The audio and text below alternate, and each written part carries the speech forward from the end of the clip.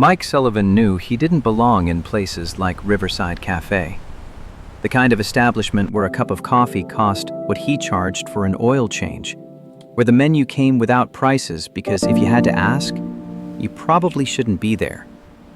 He sat in the corner booth, hands wrapped around a mug he hadn't ordered yet, studying the calluses on his palms and the faint oil stains that never fully washed out no matter how much he scrubbed. 40 years old, single father to a 7-year-old who believed dinosaurs were the pinnacle of scientific achievement. And here he was, waiting for a woman he'd never met because Danny Brooks refused to let him become a hermit. The voicemail from 3 hours ago still echoed in his head. Danny's voice, half joking but entirely serious. "Bro, you've been alone a year. Sophie needs to see her dad happy. You need to see yourself happy. Just one coffee. That's all I'm asking." Mike had stared at his phone in the garage bay, grease up to his elbows, thinking about all the ways this could go wrong. Thinking about Jennifer, about the divorce papers she'd served him on a Tuesday morning while Sophie ate cereal and watched cartoons.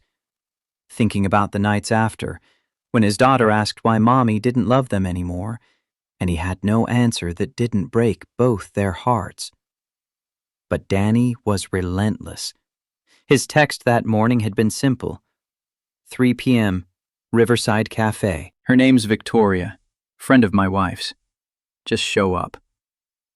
So here Mike sat, wearing his cleanest flannel shirt over a plain tee, jeans without holes, work boots he'd scrubbed until the leather looked almost new. Through the window, he watched Denver's downtown crowd rush past, business suits and designer bags, people who lived in a world he serviced but never inhabited.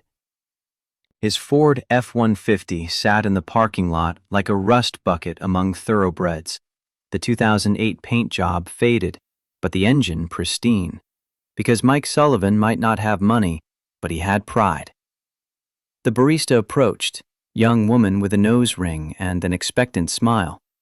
Mike glanced at the menu board, saw words like macchiato and cortado, and felt his stomach tighten. "Just coffee, black, regular size." She waited, pen hovering over her pad. "Blonde or dark roast?" Mike blinked. Coffee was coffee in his world. You poured it, you drank it, you got on with your day. "Dark, thanks." She nodded and disappeared. Mike checked his phone. 2:58 p.m. His thumb hovered over Danny's contact, ready to type out an excuse, something about Sophie being sick or the garage having an emergency. But the memory of his daughter's face that morning stopped him. The way she'd hugged him extra tight and whispered, "Daddy should have someone who makes him smile like I do." The door opened. Cold November air swept through the cafe, carrying the scent of exhaust and urban winter. Mike looked up and felt his breath catch. Victoria Blackwell moved through the world like she owned it. Not arrogant, just certain. The way someone walks when they've never had to question whether they belong. She wore a Brooks Brothers blazer in charcoal gray over a cream blouse, fitted pants that probably cost more than Mike's monthly truck payment, and carried a Coach leather bag that looked both expensive and understated. Her dark hair was pulled back in a neat bun, not a strand out of place, and her eyes scanned the cafe with the efficiency of someone who didn't waste time on uncertainty.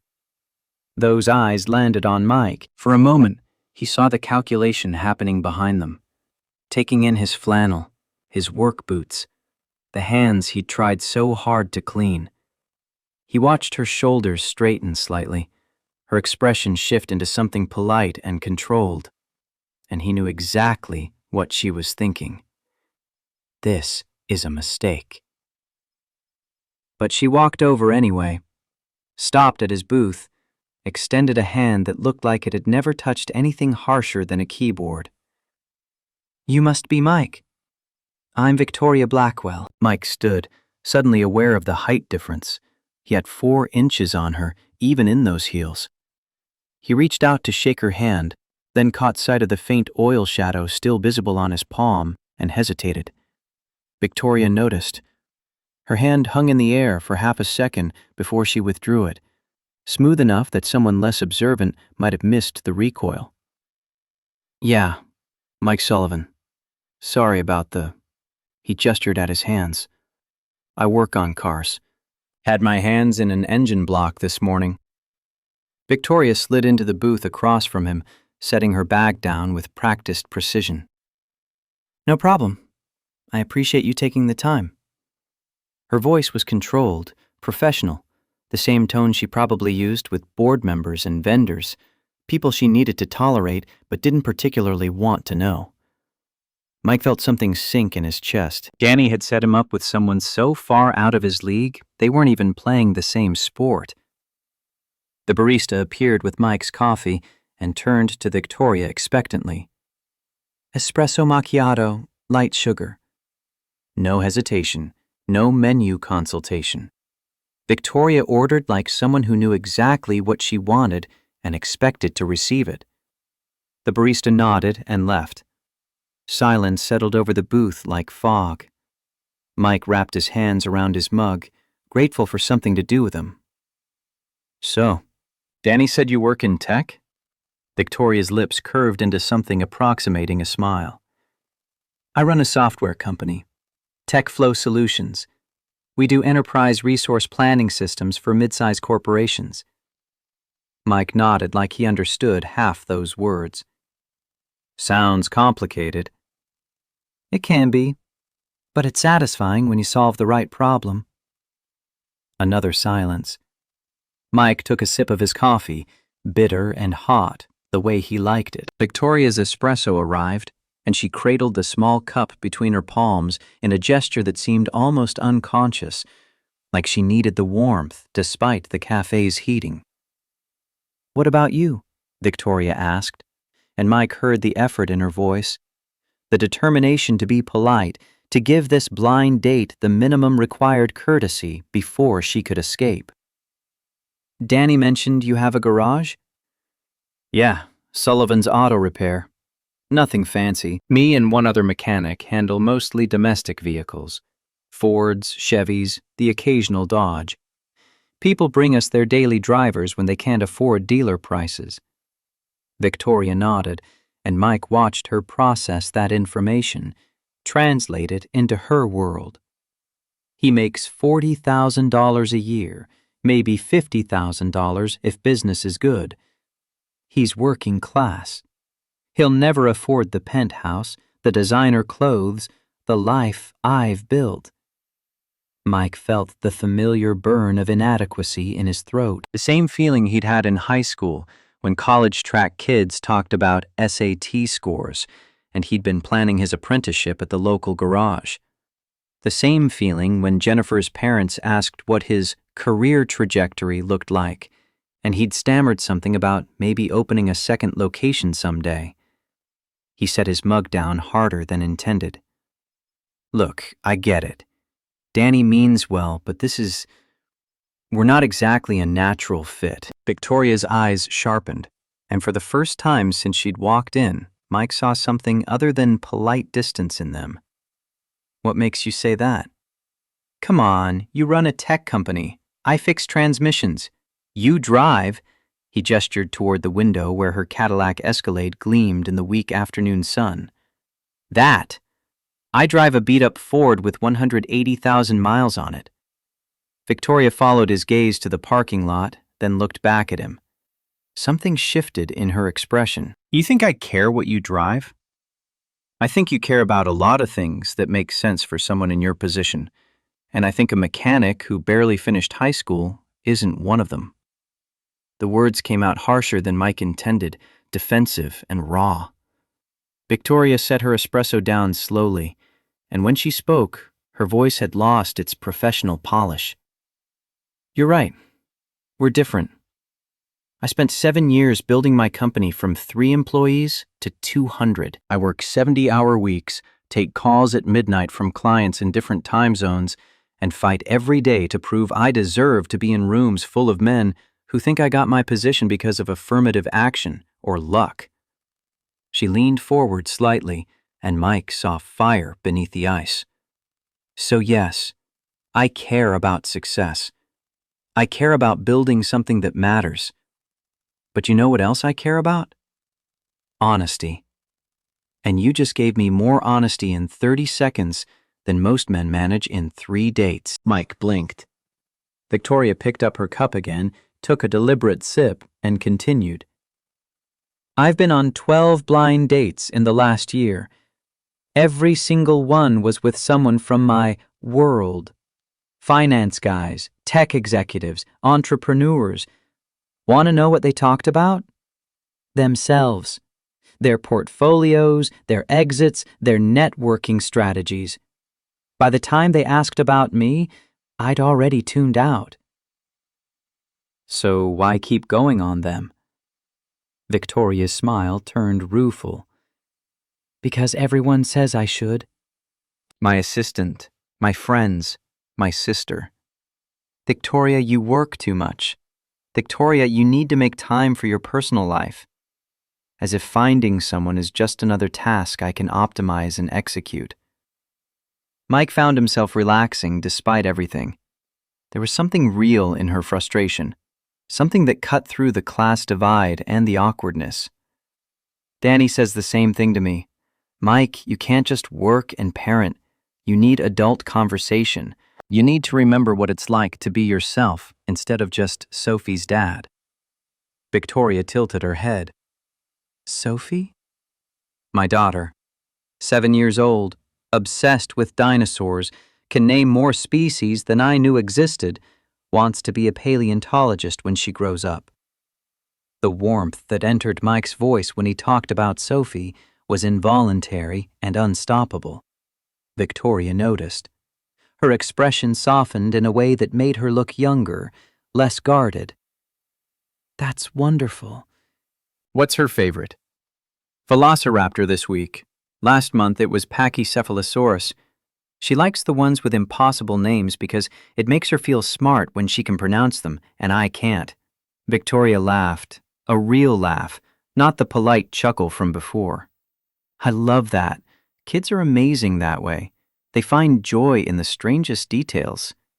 Mike caught the wistfulness in her tone. You have kids? Victoria's smile froze. Mike watched her fingers tighten around her espresso cup, watched the walls go back up in her eyes. The moment of connection evaporated like steam. I do. A son. Lucas. He's 5. She said it like an admission, like a confession she'd been dreading, and Mike understood with sudden, awful clarity that this was the deal breaker. This was the moment where most men made excuses and checked their phones and remembered urgent appointments.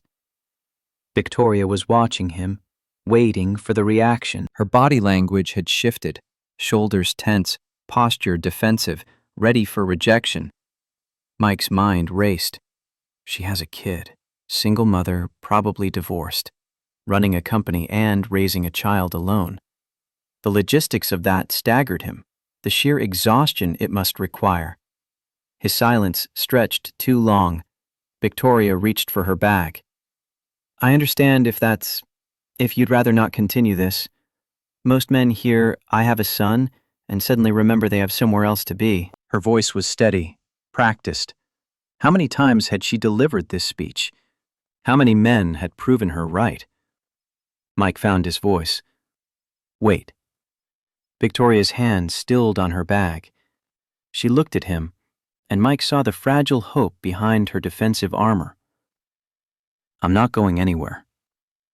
The words came out rougher than he intended, almost aggressive. Victoria's eyebrows rose. You're not? No. I needed a second to process. Process what? Mike ran a hand through his hair, searching for the right words. The fact that you've been sitting here thinking I'm going to bail the second things get complicated. The fact that you've apparently met enough assholes to expect that.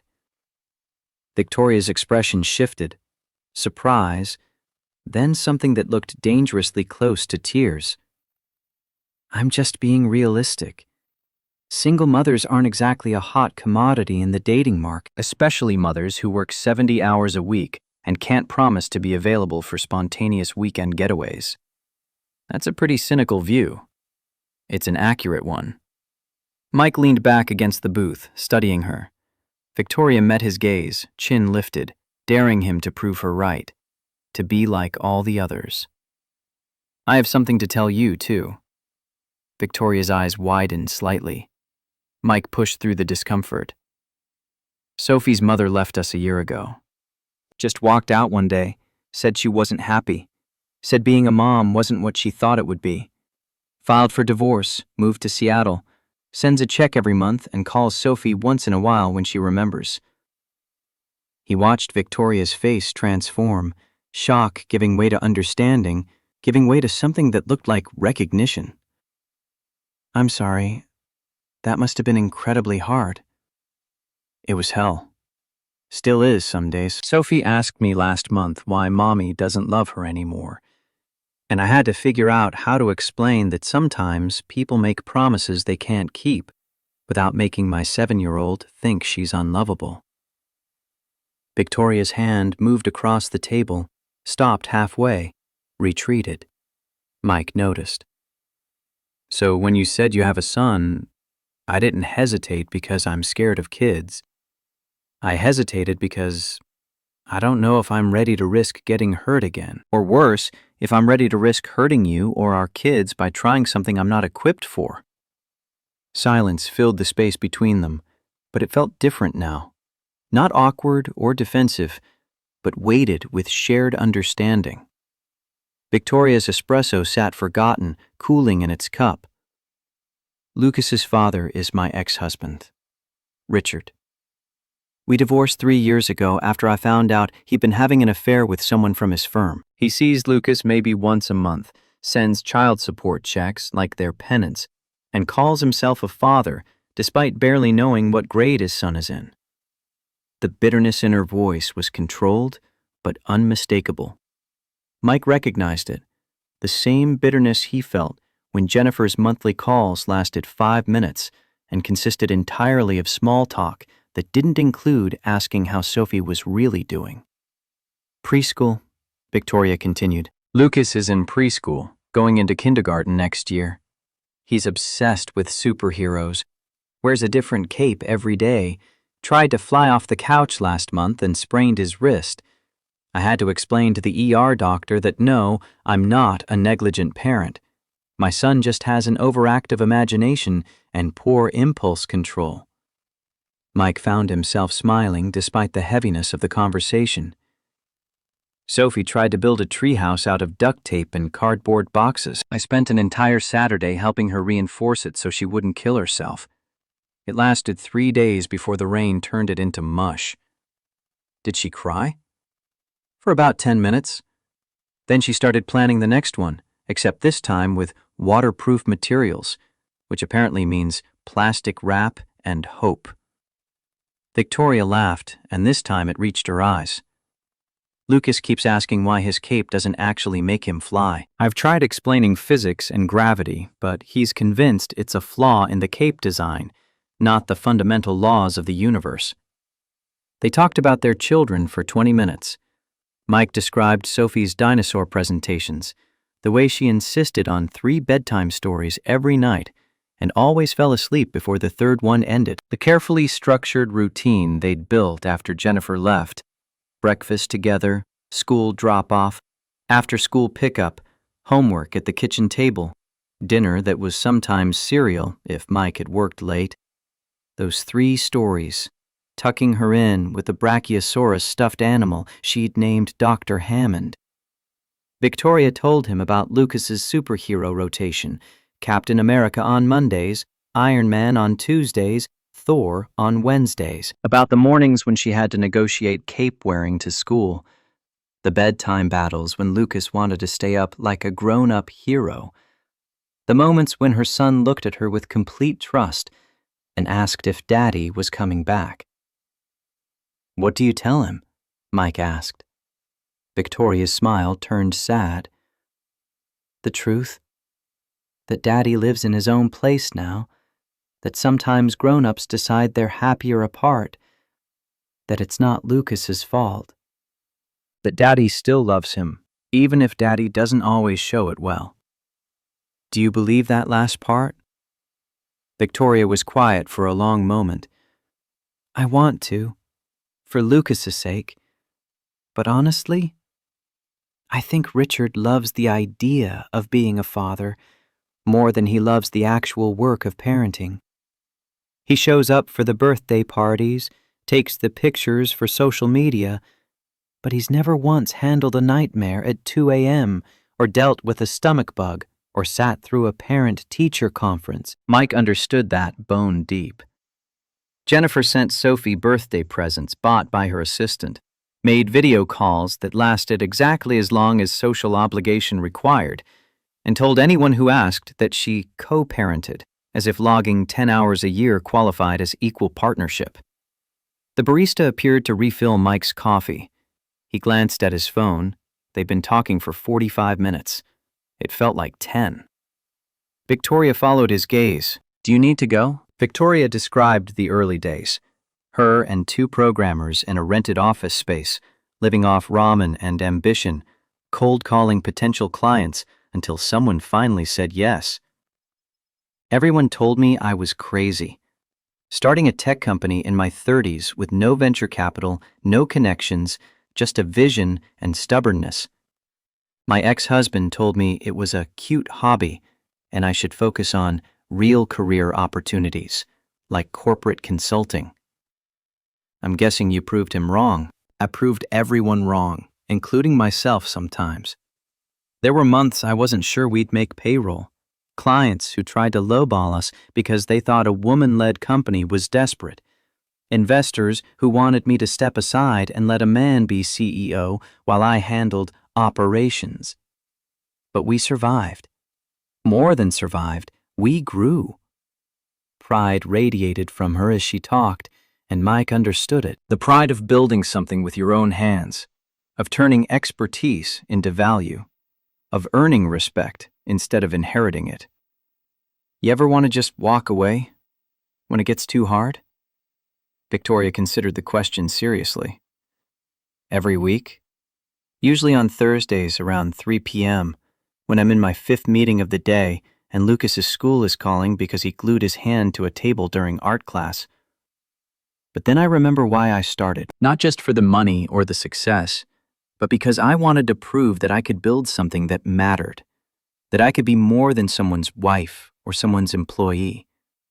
She paused, and Mike saw vulnerability break through again. And because I wanted Lucas to see his mother as someone who fought for what she believed in, not someone who settled or gave up when things got difficult. Mike felt something unlock in his chest. This woman across from him, with her designer blazer and her Cadillac and her corner office, understood the same thing he did, that being a parent meant showing your kids how to survive adversity, not how to avoid it. Sophie asked me last week if I was sad that Mommy left. Not about her, about me specifically. She said I looked lonely sometimes. What did you tell her? That grown-ups feel sad sometimes, but that doesn't mean we're not okay. That being lonely and being alone are different things.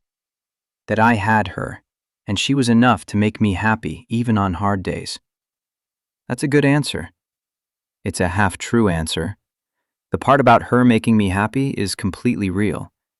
The part about being okay with being alone is aspirational at best. Victoria's eyes held his, and Mike saw his own loneliness reflected there. The bone-deep weariness of being the only adult in your child's life. The only person who made every decision and carried every burden and never got a break from the responsibility. Victoria's phone buzzed. She glanced at it, and her entire body went rigid. Mike watched the color drain from her face, watched her fingers tighten around the device until her knuckles went white. Everything okay? Victoria set the phone face down on the table, but not before Mike caught a glimpse of the name on the screen. Richard. My ex-husband. He wants to talk about Lucas. The way she said it made Mike's protective instincts flare. Is that normal? Him reaching out? No, Richard operates on a strict schedule. First Sunday of every month, he picks up Lucas for exactly 4 hours, takes him somewhere expensive and public where people can see what a devoted father he is, then drops him off and disappears until the next month. Unscheduled contact means he wants something. Another buzz. Victoria ignored it. You don't have to answer on my account. I know, but I'm choosing not to. I'm choosing to be here in this conversation instead of jumping every time Richard decides he deserves my attention. A third buzz. Victoria reached for her phone, likely to silence it, and Mike saw the preview of the message before she could hide it. We need to talk about Lucas. Today. Victoria's jaw clenched. She powered off her phone completely and dropped it into her bag. I'm sorry, he has terrible timing. Or very deliberate timing.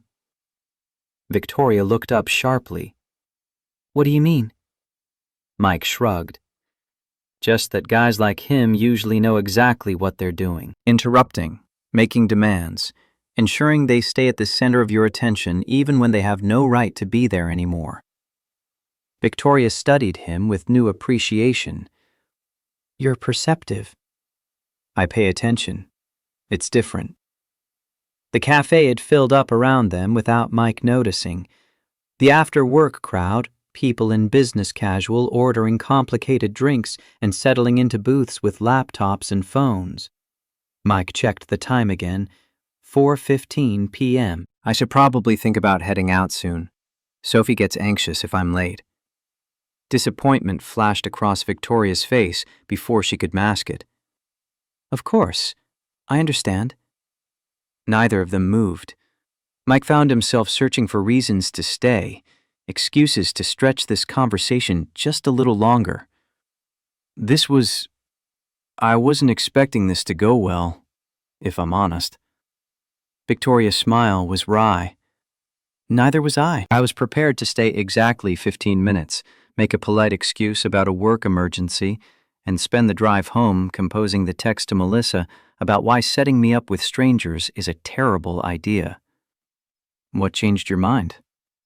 You didn't run when I mentioned Lucas, and you didn't try to fix it or minimize it or tell me about your buddy who's also a single dad and does fine, so I should too. You understood. Mike felt warmth spread through his chest. So what happens now? Victoria's expression shifted into something uncertain, almost shy. It transformed her face, made her look younger and less like the CEO armor she wore everywhere. Would you want to do this again? Dinner, maybe? Somewhere that's not a cafe where we're surrounded by people who definitely heard me talk about my son gluing his hand to a table? Mike found himself grinning. Yeah, I'd like that. There's a steakhouse on the west side. Nothing fancy, but the food's good. Saturday night? I'll need to arrange a sitter for Lucas. Same with Sophie. How about 7? Victoria pulled out her phone, remembered she'd turned it off, powered it back on. The screen immediately lit up with 3 more messages from Richard, all demanding callbacks. She swiped them away without reading and added Mike's number from the contact card he'd just texted her. 7 works. Should I meet you there or I'll pick you up? If that's okay. Surprise registered on Victoria's face. In the Ford? Mike bristled slightly. It runs fine. Passes every inspection, handles better than most new trucks because I actually maintain it properly. But if you'd prefer to meet... No. Victoria's hand shot out, almost touched his across the table, retreated. I didn't mean... I'd like it if you picked me up. I was just surprised. Most men I've dated want me to drive myself so they don't have to, make an actual effort. The bitterness in her voice told Mike exactly what kind of men she'd been dating. The kind who saw successful women as convenient, splitting checks, expecting flexibility, treating partnership like a business arrangement instead of something that required actual investment. I don't know how to do things halfway. My dad taught me you either show up properly or you don't show up at all. Victoria's expression softened. He sounds like a good man. He was. Died when I was 19. Heart attack in the garage bay where he'd taught me everything I know about engines. But yeah, he was the best. I'm sorry you lost him. Me too. Especially now, with Sophie. He would have loved her. Would have taught her to rebuild a carburetor by the time she was 10. They stood, gathering their things. The cafe felt smaller now, the sounds of conversation and espresso machines pressing in. Mike left at 20 on the table, twice what the coffee cost, but the barista had been patient with his questions, and he believed in tipping well. Outside, November wind cut through downtown Denver, carrying the promise of early snow. Victoria pulled her blazer tighter, and Mike resisted the urge to offer his flannel like some kind of teenage cliché. So I'll text you my address? Please. And Victoria? She paused halfway to her Cadillac. Whatever Richard wants to talk about, you don't owe him your immediate attention. Not today, not ever. Victoria's smile was grateful and tired. Thank you for that. Most people tell me I should maintain a cooperative relationship for Lucas's sake, as if Richard deserves cooperation when he couldn't manage basic parenting. Lucas's sake is important. Your sanity is important too. They stood there for another moment, neither quite ready to end the interaction. A man in an expensive suit walked past, did a double take at Victoria, then noticed Mike and smirked. The look was clear. What's she doing with him? Mike felt the familiar burn of inadequacy, but before it could take root, Victoria stepped closer. Saturday, 7 p.m. Don't be late, or I'll think you changed your mind. I won't change my mind. Good. Neither will I. She walked to her Cadillac, heels clicking on pavement, and Mike watched her go. Watched her slide into the driver's seat of the massive SUV with practiced ease. Watched her check her mirrors with the precision of someone who controlled every aspect of their environment. The engine purred to life, expensive and smooth, and Victoria pulled out of the lot without looking back. Mike stood there for a full minute before walking to his truck. The Ford looked even more battered next to the remaining luxury vehicles, but Mike unlocked it with something close to affection. This truck had carried him through his divorce, through countless school pickups and emergency grocery runs, and late nights when he'd driven aimlessly just to clear his head. It was honest in a way that chrome and leather and computerized systems weren't. His phone buzzed. Danny. How'd it go? Mike typed back. Better than expected. Second date Saturday. 3 dots appeared, then. Called it. You're welcome. Mike smiled and started the engine. It caught on the first try, steady and reliable. He had 45 minutes before Sophie needed pickup, enough time to swing by the grocery store and grab ingredients for the dinosaur-shaped chicken nuggets she loved. His mind replayed the conversation, dissecting every moment. Victoria's initial guardedness, the way she'd softened when talking about Lucas, the flash of pain when she mentioned Richard, the way she'd looked at Mike when he said he wasn't leaving, like she didn't quite believe it but wanted desperately to. And underneath all of it, the recognition that they were the same. Different tax brackets, different zip codes, different daily realities, but the same bone-deep loneliness, the same weight of solo parenting, the same need for someone who understood that having a child wasn't baggage. It was the most important part of who they were. Mike's phone rang. Unknown number. He almost didn't answer, then thought maybe it was Victoria calling from a different line. Hello? Is this Mike Sullivan? Male voice, clipped and professional. Yeah? Who's this? My name is Richard Blackwell. I believe you just had coffee with my ex-wife. Mike's hands tightened on the steering wheel. He pulled over into a parking spot, unwilling to have this conversation while driving. How did you get this number? That's not important. What's important is that I know who you are, and I know Victoria is making a mistake. That's not your call to make anymore. Actually, when it involves my son, it absolutely is my call. Victoria has a history of poor judgment in her personal life.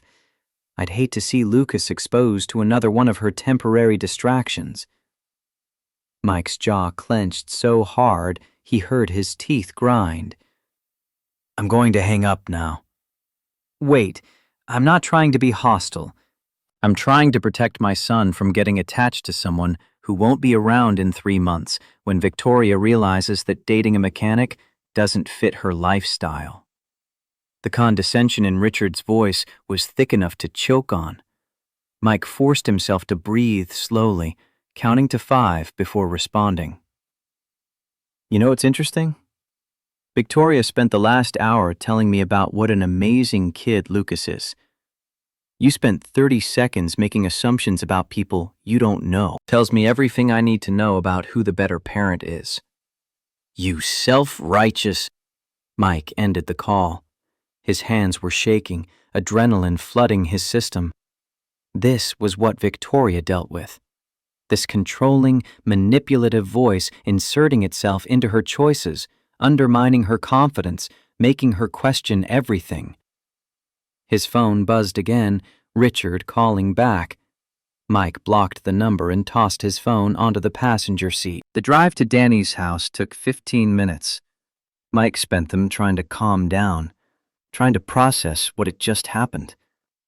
Richard had tracked him down within an hour of the coffee date ending, had somehow gotten his number, probably through Victoria's phone records if he still had access to family account information, had called specifically to intimidate and control. Sophie ran out of Danny's house the moment Mike's truck pulled into the driveway, her dinosaur backpack bouncing against her shoulders.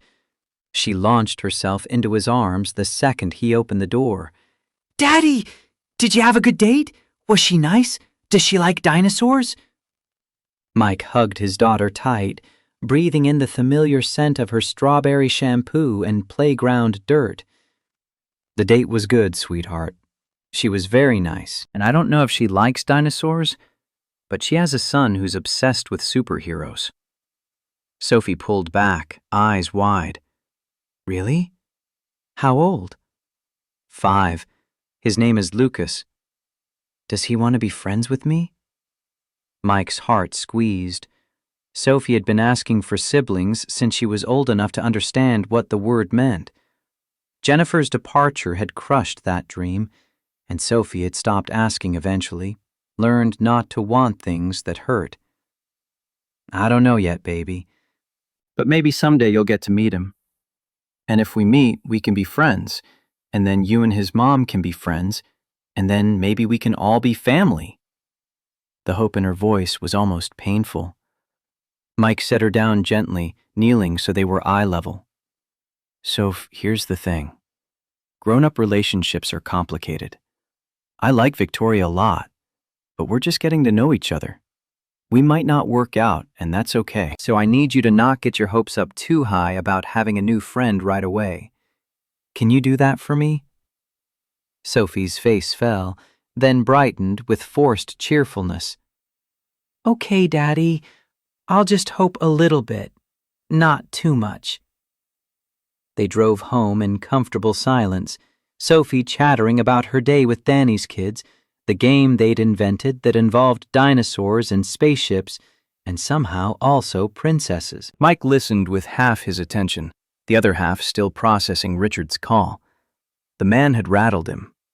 Not because of the threat, Mike didn't scare easy, but because it revealed how vindictive Victoria's ex was, how willing to interfere, to sabotage, to ensure Victoria stayed isolated and under his thumb even after divorce. His phone buzzed. Victoria. Thank you for today.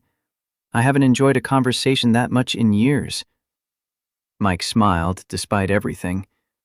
Same here. Looking forward to Saturday. 3 dots appeared, disappeared, appeared again. Richard called me. Said he heard through mutual friends that I was dating someone. Did he contact you? Mike debated lying, decided against it. Yeah, about 20 minutes ago. Wanted to warn me about getting involved with you. The 3 dots stayed on screen for almost a minute. I'm so sorry. This is exactly why I don't date. Richard makes it impossible. He makes it difficult, not impossible. Big difference. You're sure you still want to do this? Because he's not going to stop. He'll find ways to interfere, to make things complicated. Mike pulled into his driveway, put the truck in park. Sophie had already unbuckled and was running toward the front door, eager to get inside and play. Victoria, I spent a year being alone because I was scared of exactly this kind of complication. And you know what? Being scared didn't make me less lonely. It just made me lonely and scared. So what are you saying? I'm saying that difficult is worth it if the person on the other side matters. And after one coffee date, I already know you matter. The response took longer this time. When it came, Mike could hear Victoria's smile through the text. Saturday at 7. Don't make me regret believing you. I won't. Mike pocketed his phone and headed inside, where Sophie had already spread her homework across the kitchen table and was narrating a battle between her pencil-cased T-Rex and a racer Stegosaurus. He made them dinner, spaghetti with frozen meatballs, not fancy, but filling, and they ate while Sophie told him everything she'd learned about Cretaceous period climate patterns. Later, after the 3 bedtime stories and the careful tucking in of Dr. Hammond the Brachiosaurus, Mike stood in Sophie's doorway and watched his daughter sleep. Her face was peaceful, one hand curled under her cheek, the other clutching her stuffed dinosaur. She looked exactly like Jennifer in profile, but she had Mike's stubbornness and his laugh and his tendency to care too much about everything. His phone buzzed one more time. Unknown number, different from Richard's. Mike almost ignored it, then saw the preview. This is Richard's attorney. We need to discuss your involvement with Victoria Blackwell and her minor child. Mike deleted it without reading further, blocked that number too. In the kitchen, he poured himself a beer and sat at the table where hours ago he'd helped Sophie with math homework.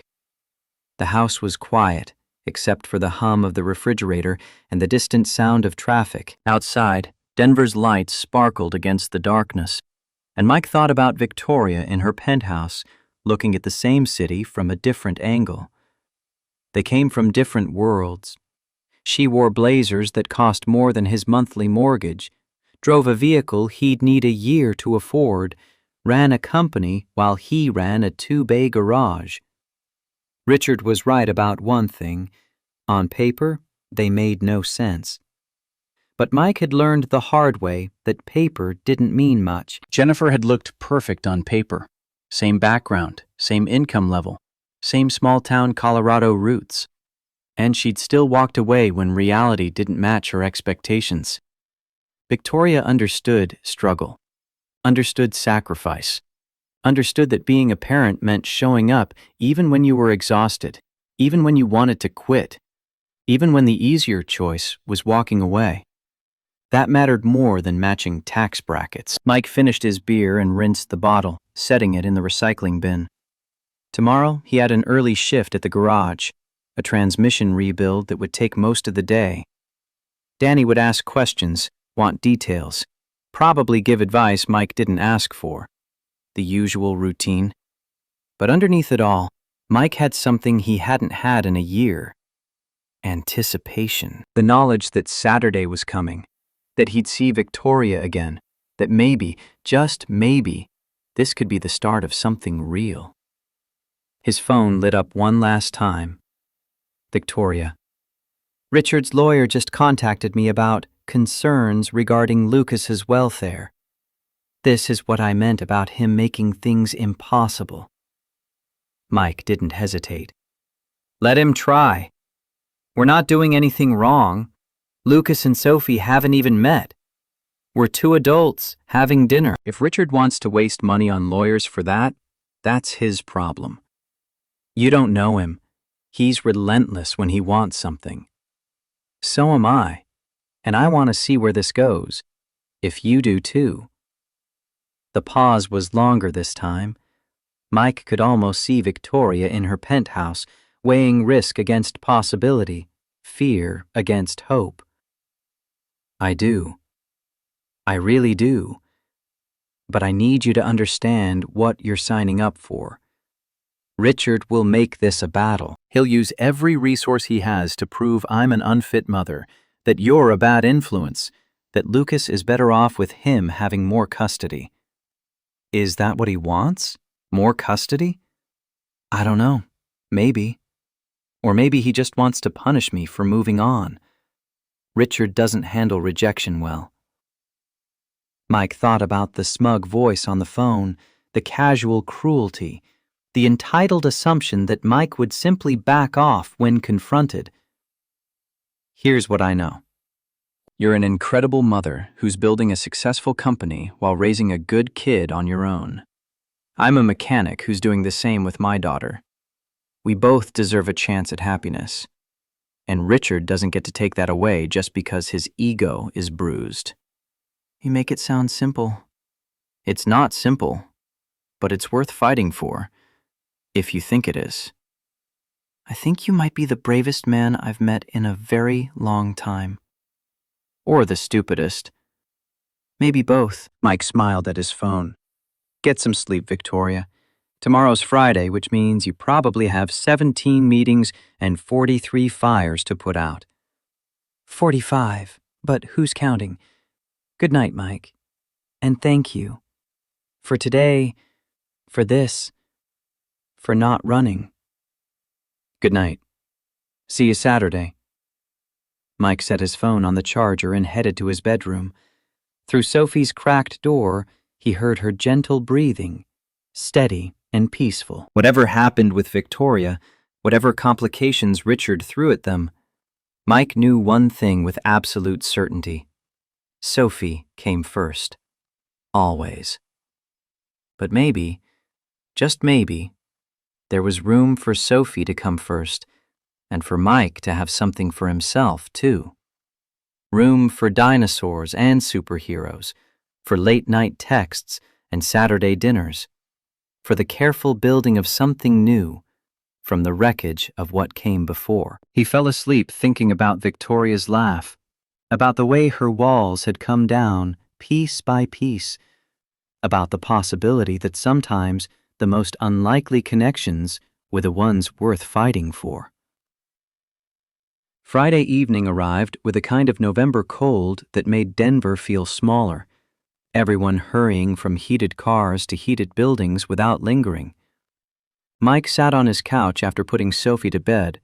The house settled into its familiar nighttime quiet. His phone rested on the coffee table, and he stared at it like it might explode. He wanted to call Victoria, wanted to hear her voice outside the constraints of a public cafe, wanted to know if Thursday's connection held up when they weren't performing for an audience of strangers. But calling felt presumptuous, felt like pushing too hard, too fast. The phone rang. Victoria's name lit up the screen. Hey. I hope I'm not interrupting. I know it's late and you probably just got Sophie down. You're not interrupting. I was actually thinking about calling you. Victoria's laugh carried relief. That makes this less awkward. I've been staring at my phone for 20 minutes trying to decide if reaching out made me seem desperate or just interested. Interested is good. Desperate would be calling 17 times and hanging up. Only did that 12 times. Showed restraint. Mike grinned, settling deeper into the couch cushions. Outside, wind rattled the windows, carrying the first snowflakes of the season. Inside, warmth spread through his chest in a way that had nothing to do with the thermostat. How was your day? Victoria sighed, and Mike heard the exhaustion underneath it. 3 board meetings, 2 client calls that should have been emails, and 1 conversation with my CFO about why we can't cut corners on quality assurance no matter how much investors want faster deployment. Riveting stuff. Sounds intense. It's the job. What about you? How many transmissions did you rebuild? Just 1, but it was a 2015 Silverado with a manufacturer defect that the owner didn't know about. Dealer wanted to charge him $4,000 for a full replacement. I fixed it for $800. You're really committed to the whole honest mechanic thing, aren't you? Mike heard the smile in her voice, the gentle teasing that came from genuine affection rather than mockery. My dad used to say that reputation is the only currency that matters when you work with your hands. Money comes and goes, but people remembering you did right by them, that builds something that lasts. Your father sounds like he was a wise man. He had his moments. Mostly, he just believed in showing up and doing the work properly, even when nobody was watching. They talked for an hour. Victoria told him about Lucas's latest cape-related injury, trying to slide down the penthouse hallway in socks while wearing his Thor cape, resulting in a spectacular collision with a door frame. Mike described Sophie's newest dinosaur fact obsession, specifically the debate over whether Brontosaurus was actually a distinct species or just a mislabeled Apatosaurus. She cornered me for 45 minutes about paleontological naming conventions. I understood maybe 10% of what she was saying, but she was so passionate, I just nodded and made supportive noises. Lucas does the same thing about superhero power rankings. Why is Captain America stronger than regular humans if he doesn't have actual superpowers? How does Thor's hammer decide who's worthy? I've learned to just embrace the fact that 5-year-olds have very strong opinions about fictional physics. The conversation drifted from kids to work to the small details of daily life. Victoria mentioned her nanny, a woman named Patricia, who'd been with them since Lucas was 2, who handled the logistics Victoria couldn't manage while running a company. Mike talked about Danny and his wife Elena, the informal support network they'd built where someone was always available for emergency pickups or last-minute babysitting. Do you ever feel guilty? Victoria's voice had gone quieter. About needing help? About not being able to do it all yourself? Mike considered the question. Every day. Sophie asks why she can't have a mom like other kids, and I want to tell her I'm enough, that she doesn't need anyone else. But the truth is, I can't be everywhere. Can't make it to every school event, can't always leave work early when she's sick. Can't give her the 2-parent stability she deserves. That's exactly how I feel. Lucas has everything money can buy. Best preschool, private tutors, Patricia who's basically Mary Poppins incarnate. But he still asks why Daddy doesn't live with us. Why Mommy works so much. Why other kids have families that look different from ours. What do you tell him? That different doesn't mean wrong. That families come in all configurations. That love matters more than structure. Do you believe that? Victoria was quiet for a long moment. I'm trying to. Some days it's easier than others. They made plans for Saturday. Mike would pick her up at 7, casual dress, nothing that required rehearsed small talk or performance. Victoria gave him her address, a high-rise in downtown Denver that Mike recognized as one of the most expensive buildings in the city. He felt a familiar twist of inadequacy, but pushed it down. She knew what she was getting into. She'd chosen this anyway. I'm looking forward to it. Victoria's voice carried warmth that made Mike's pulse quicken. Me too. Good night, Mike. Good night. He set the phone down and sat in the darkness for a while, listening to the house settle and the wind howl. Tomorrow was Friday, which meant a full day at the garage, and then the weekend stretched ahead with possibility instead of empty hours to fill. For the first time in a year, Mike felt something close to hope.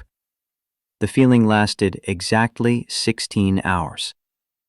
Friday evening, Mike was cleaning up the garage bay when his phone rang. Victoria's name appeared, but when he answered, her voice was wrong, tight and controlled in a way that screamed barely contained panic. Mike, can we talk? Of course. What's wrong? Richard called. He wants to change Lucas's custody arrangement. Mike's grip tightened on the phone. What does that mean? It means he's filing a petition for 50-50 custody. Wants Lucas half the time instead of 1 weekend a month. The words landed like punches. Mike set down the wrench he'd been holding and walked to his small office, closing the door for privacy, even though Danny had already left for the day. Can he do that? Legally, yes. Any parent can petition for increased custody. Whether he'll get it depends on proving it's in Lucas's best interest, which is going to be a challenge given he's been mostly absent for 3 years. Victoria's voice cracked on the last word, and Mike heard her breathing accelerate. But his lawyers are good, Mike. Really good. And Richard has resources I don't. He can drag this out, make it expensive, turn it into a war of attrition until I can't afford to fight anymore. What's his justification? Why now? He claims he's matured and is ready to be a present father, which is code for his girlfriend dumped him and he thinks playing devoted dad will win her back. The bitterness in Victoria's voice was sharp enough to cut. Did he say that? He didn't have to. I know Richard. Every decision he makes is calculated for maximum benefit to himself. Lucas is just a chess piece he can move around to look good. Mike's jaw clenched. He'd dealt with his share of deadbeat parents who showed up when convenient and disappeared when parenting required actual sacrifice. But this felt different, more manipulative, more deliberately cruel. What did you tell him? That he'd hear from my lawyer. That's it. I kept it professional because anything else he'll use against me. Victoria's breathing was still too fast, shallow with barely controlled panic. But Mike, there's more. He specifically mentioned you. Said he had concerns about me introducing Lucas to unstable influences. About exposing my son to men I barely know. Fury rose in Mike's throat, hot and immediate. We've had 1 coffee date. Lucas doesn't even know I exist. I know, but Richard's building a narrative. Single mother too focused on her dating life to prioritize her child. It's complete fiction, but it plays well in court if he can make it stick. Mike heard papers rustling on Victoria's end, the sharp tap of expensive heels on hardwood floors. She was pacing. He knew that particular rhythm of anxiety, had worn it into his own floors during the divorce. Where are you right now? My penthouse. Lucas is asleep.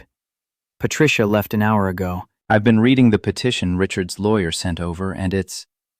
Mike, he's really doing this. The vulnerability in her voice cracked something open in Mike's chest. This woman who commanded boardrooms and built companies was alone in her expensive apartment, terrified of losing her son. And Mike was 40 minutes away feeling helpless. I'm coming over. What? No, you don't have to. Victoria, you're spiraling. I can hear it. You need someone there, and I'm coming. Text me your address and the building code. Mike, it's almost 10. You have Sophie. Danny's wife can stay with her for a few hours. She's asleep anyway. I'll be there in 30 minutes. Silence stretched across the line. Then, quietly, thank you. Mike made the calls.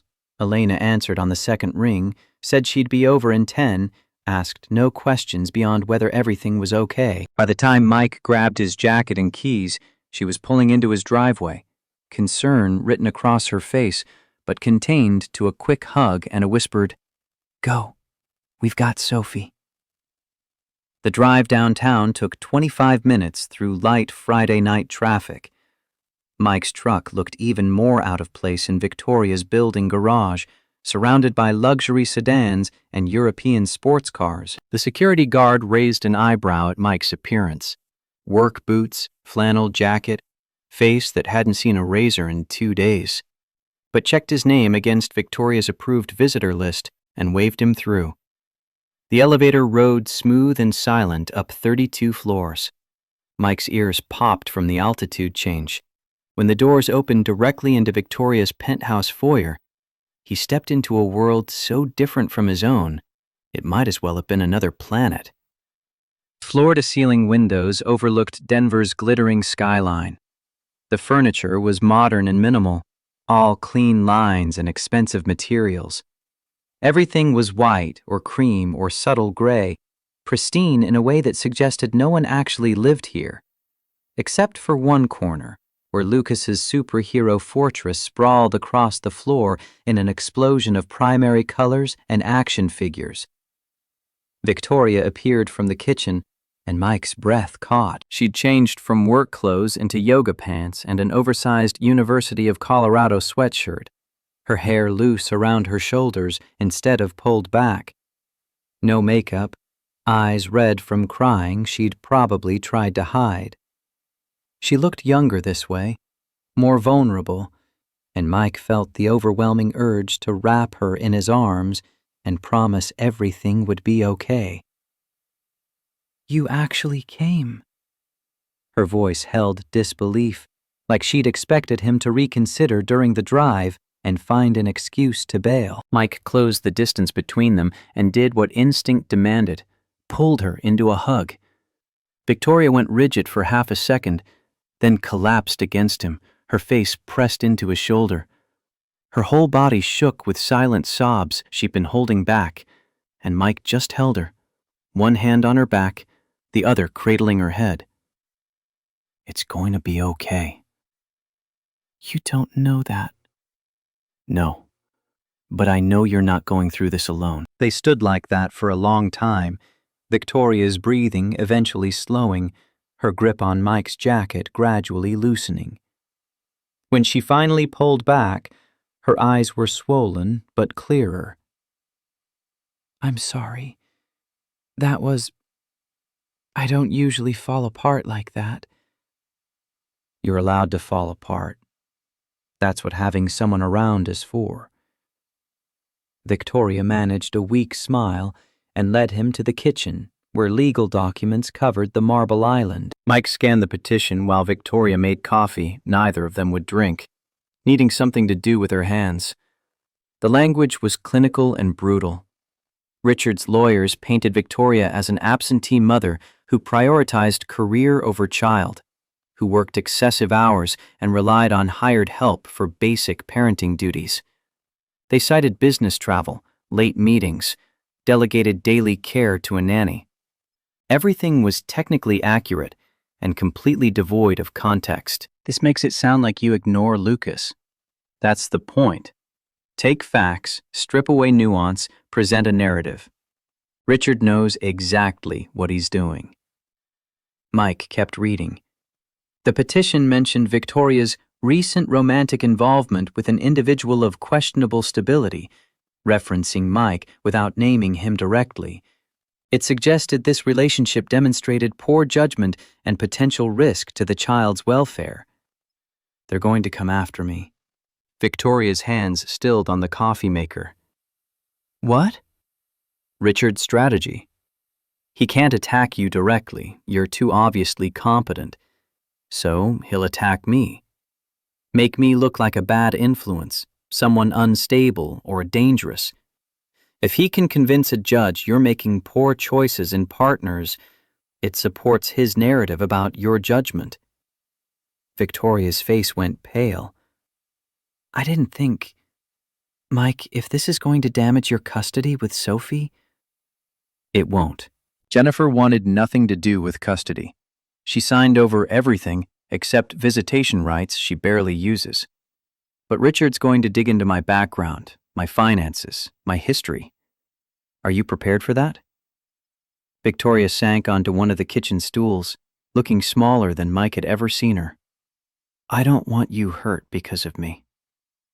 Mike moved around the island and took the stool next to her, close enough that their knees touched. Listen to me.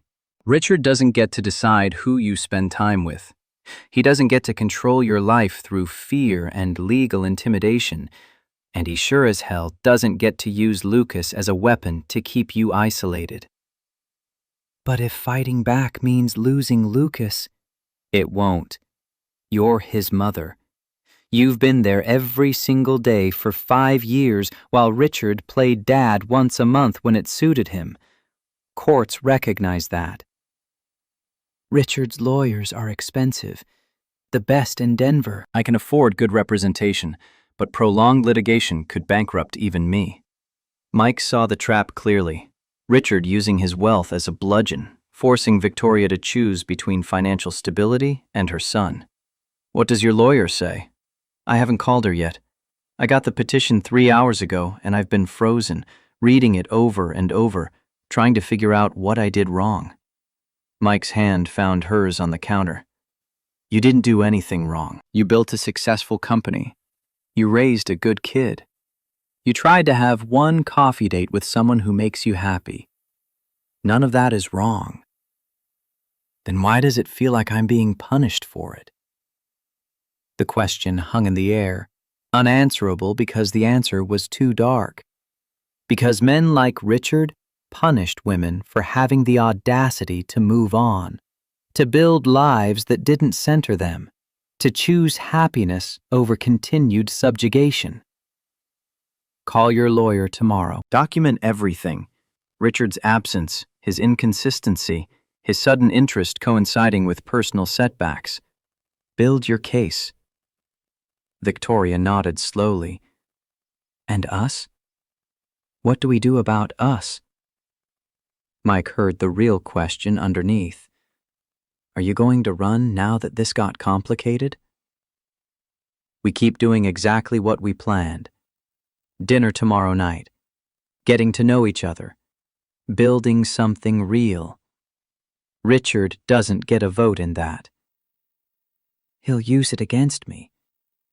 Let him try. We're not doing anything wrong. 2 single parents going on a date after arranging childcare.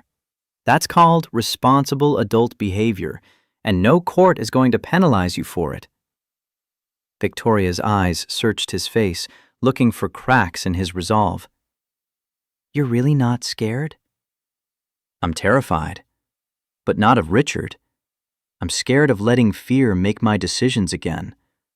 I did that after Jennifer left, locked myself away, convinced myself it was safer to be alone. All it did was make me lonely and bitter. I don't want to live like that anymore. Something shifted in Victoria's expression. The panic receded, replaced by determination Mike recognized from their first conversation. This was the woman who'd built a company from nothing, who'd faced down investors and competitors and her own self-doubt. Okay, we do this right. I call my lawyer, document everything, prepare for a fight. And we don't let Richard control our choices. Exactly. They sat in the quiet kitchen, shoulders touching, while Denver sparkled through the windows. Mike checked his phone. 11:30. He should get back to Sophie, relieve Elena, collapse into his own bed. But leaving Victoria alone in this sterile penthouse felt wrong. Will you be okay tonight?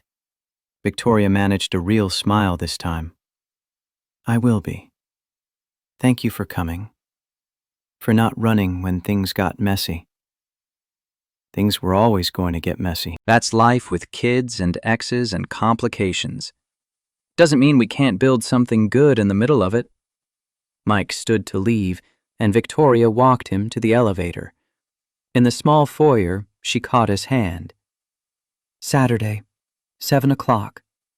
Don't let Richard scare you away. Not a chance. The elevator doors closed on Victoria's face, tired but no longer defeated. Mike rode down 32 floors, feeling the weight of what he'd committed to. Richard Blackwell wasn't going to make this easy. The custody battle would get ugly, and Mike would be dragged into it whether he wanted to be or not.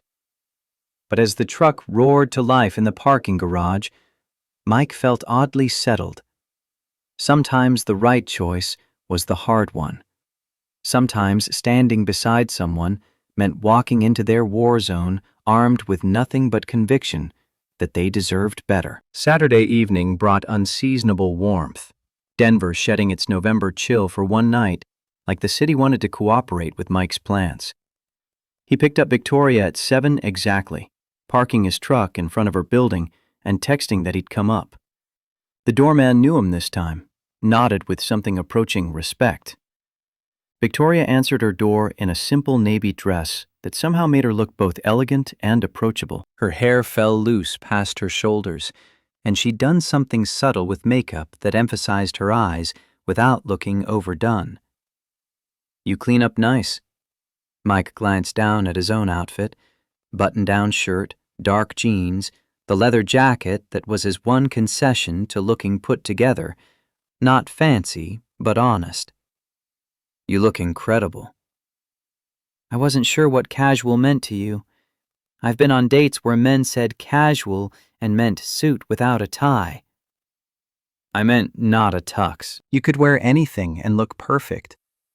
Victoria's smile reached her eyes this time, unguarded and genuine. She grabbed a jacket and they headed down to the truck. Mike opened her door, his dad's training ran deep, and tried not to notice the doorman's raised eyebrows as Victoria climbed into the worn passenger seat. The drive to the steakhouse took 20 minutes through downtown and into the suburbs where chain restaurants gave way to local establishments that survived on quality rather than marketing. Mike pulled into the gravel lot of Stockman's, a low building that had been feeding Denver for 40 years, the kind of place where the waitresses knew regulars by name and the menu hadn't changed since 1985. "This is perfect." Victoria's voice carried relief, and Mike realized she'd been worried he'd overcompensate, try to take her somewhere expensive to prove something. Instead, he'd taken her somewhere real. Inside, they settled into a corner booth with red vinyl seats and a table that wobbled slightly. The waitress, Carol, according to her name tag, brought water and menus without being asked, gave Mike a knowing look that suggested she'd seen him here before. "Haven't seen you in a while, Sullivan. You bring a date, or did hell freeze over?" Mike grinned. "Little of both, Carol. This is Victoria." Carol extended a hand, shaking Victoria's with the firm grip of someone who'd spent decades hauling plates. "Any friend of Mike's better be ordering the ribeye. It's the best in Denver, and I'll fight anyone who says otherwise." Victoria laughed. "Ribeye it is then, medium rare." "That's how I like my customers. I'll give you 2 a minute." Carol disappeared, and Victoria leaned across the table. "You're a regular here?" "Used to come with my dad every Sunday after church. After he died, I couldn't face it for years. Started coming back about 6 months ago with Sophie. She likes the burgers, and Carol sneaks her extra fries." "That's sweet, having places that hold memories."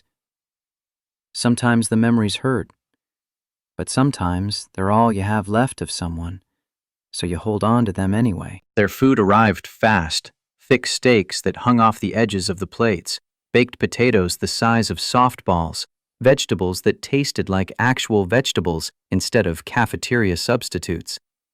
They ate and talked, conversation flowing easier than it had any right to given the circumstances.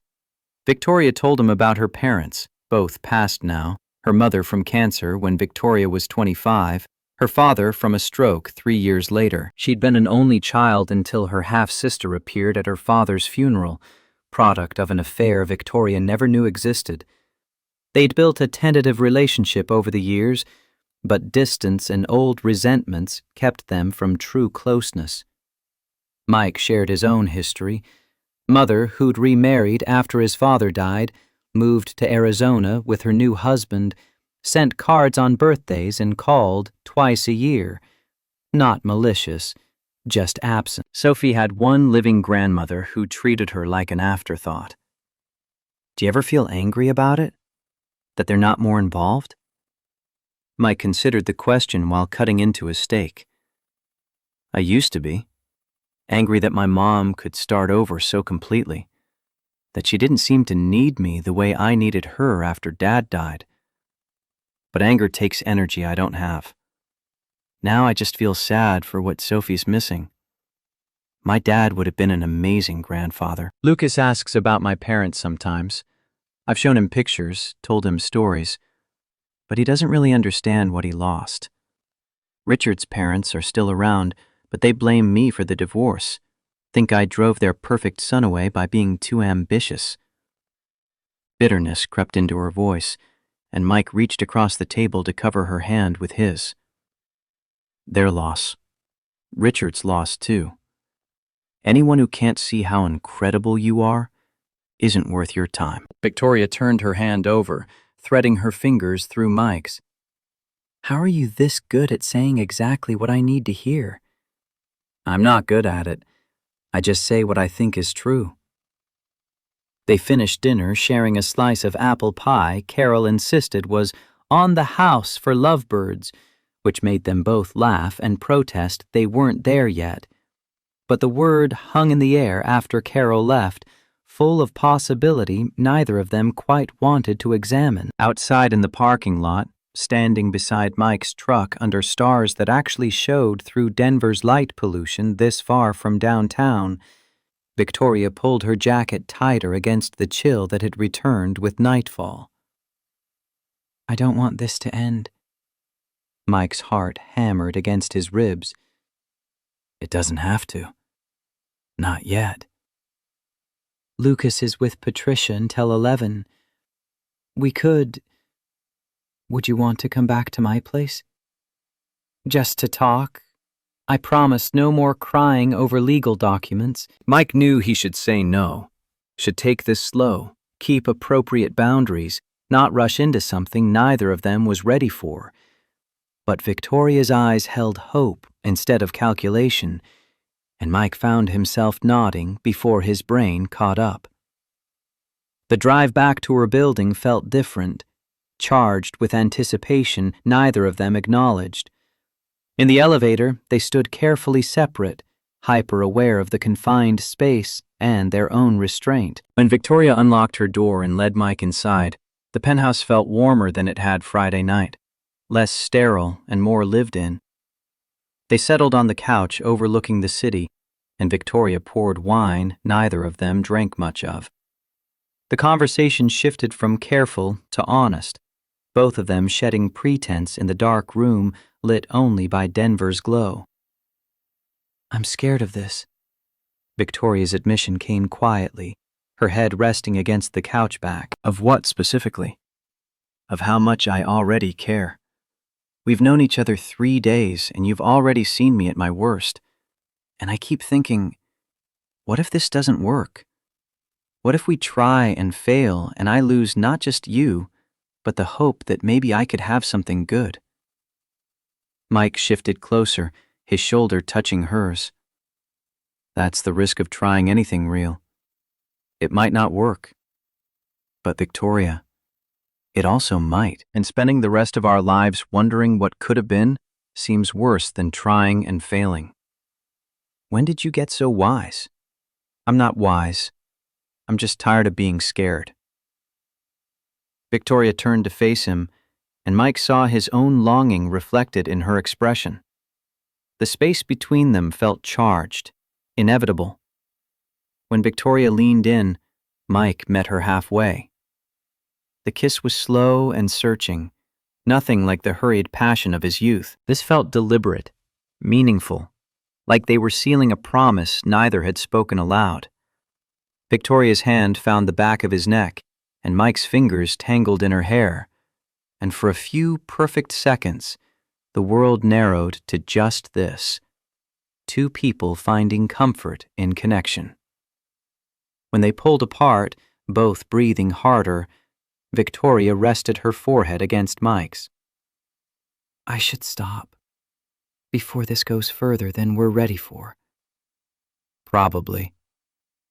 Neither moved. They sat like that, foreheads touching, breath mingling, until Victoria's phone buzzed with Patricia's text. Heading back with Lucas, ETA 30 minutes. Reality crashed back. Mike stood, helped Victoria up, both of them smoothing clothes and hair like guilty teenagers. I should go, before Lucas gets home and has questions you're not ready to answer. Victoria walked him to the door, reluctant to let the evening end. Thank you. For dinner, for listening, for being patient with my mess. Your mess is manageable, and I like spending time with you, mess included. One more kiss, briefer this time, but no less meaningful. Then Mike was back in the elevator, back in his truck, driving through empty streets toward home and Sophie, and the normal life that felt less lonely now that Victoria occupied space in it. Sunday morning, Mike woke to Sophie bouncing on his bed, demanding pancakes and National Geographic documentaries. They spent the morning in comfortable routine, breakfast, cartoons, then the playground where Sophie terrorized the slides and informed other children about Mesozoic climate patterns, whether they wanted the education or not. His phone buzzed around noon. Victoria. Richard's picking up Lucas in an hour. I'm already anxious.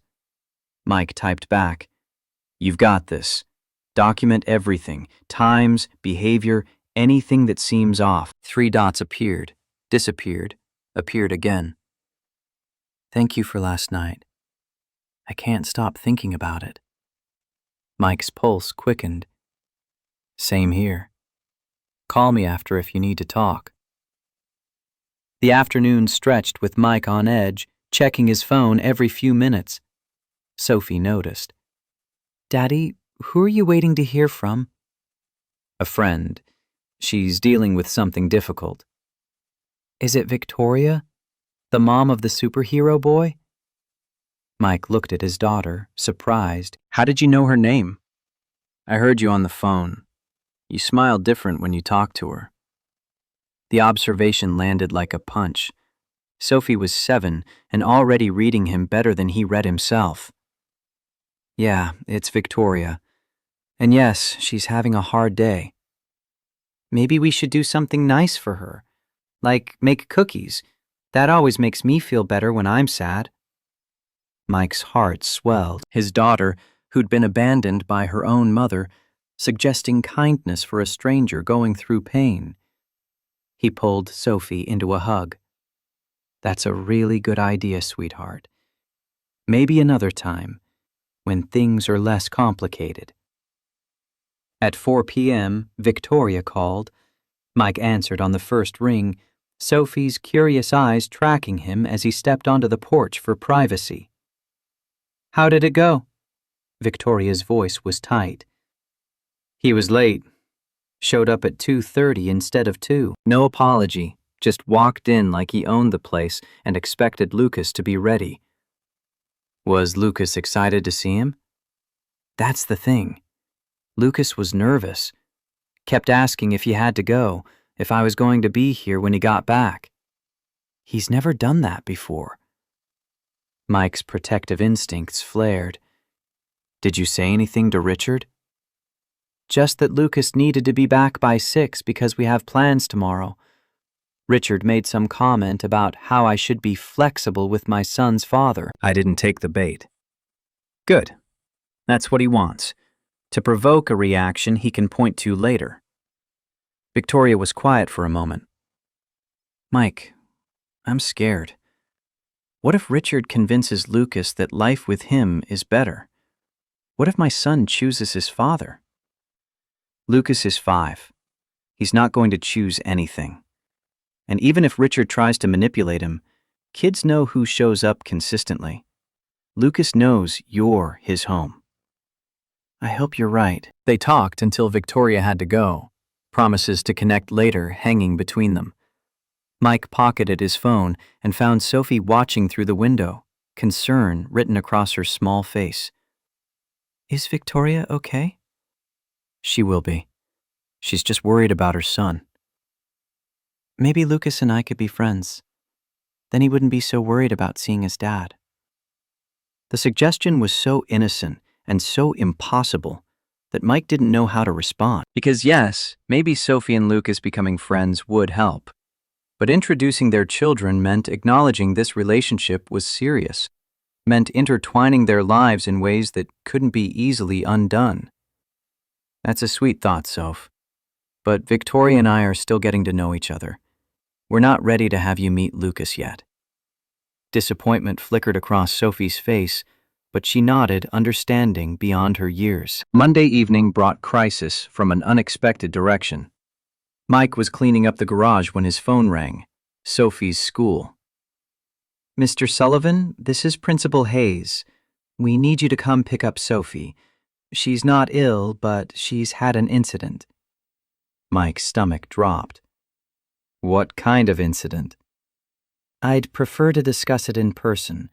She's in my office, and she's fine physically, but she's upset. The drive to Sophie's elementary school took 8 minutes that felt like 80. Mike's mind raced through possibilities. Fight with another kid, talking back to a teacher, the 1,000 small disasters that constituted childhood crises. He found Sophie in the nurse's office instead of the principal's, curled in a chair with her dinosaur backpack clutched to her chest. Her face was blotchy from crying, eyes red and swollen. Daddy! She launched herself at him, and Mike caught her, holding tight while the nurse explained. Another student had asked Sophie why she didn't have a mommy, said families needed both parents, called Sophie's family weird.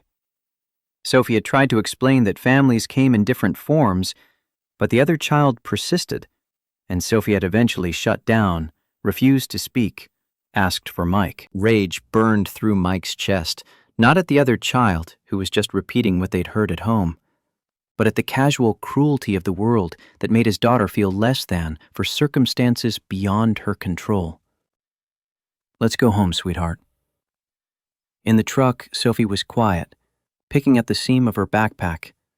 Mike let the silence stretch, knowing she'd talk when ready. Sophia Patterson said I'm weird because I only have you. Mike's hands tightened on the steering wheel. What did you say?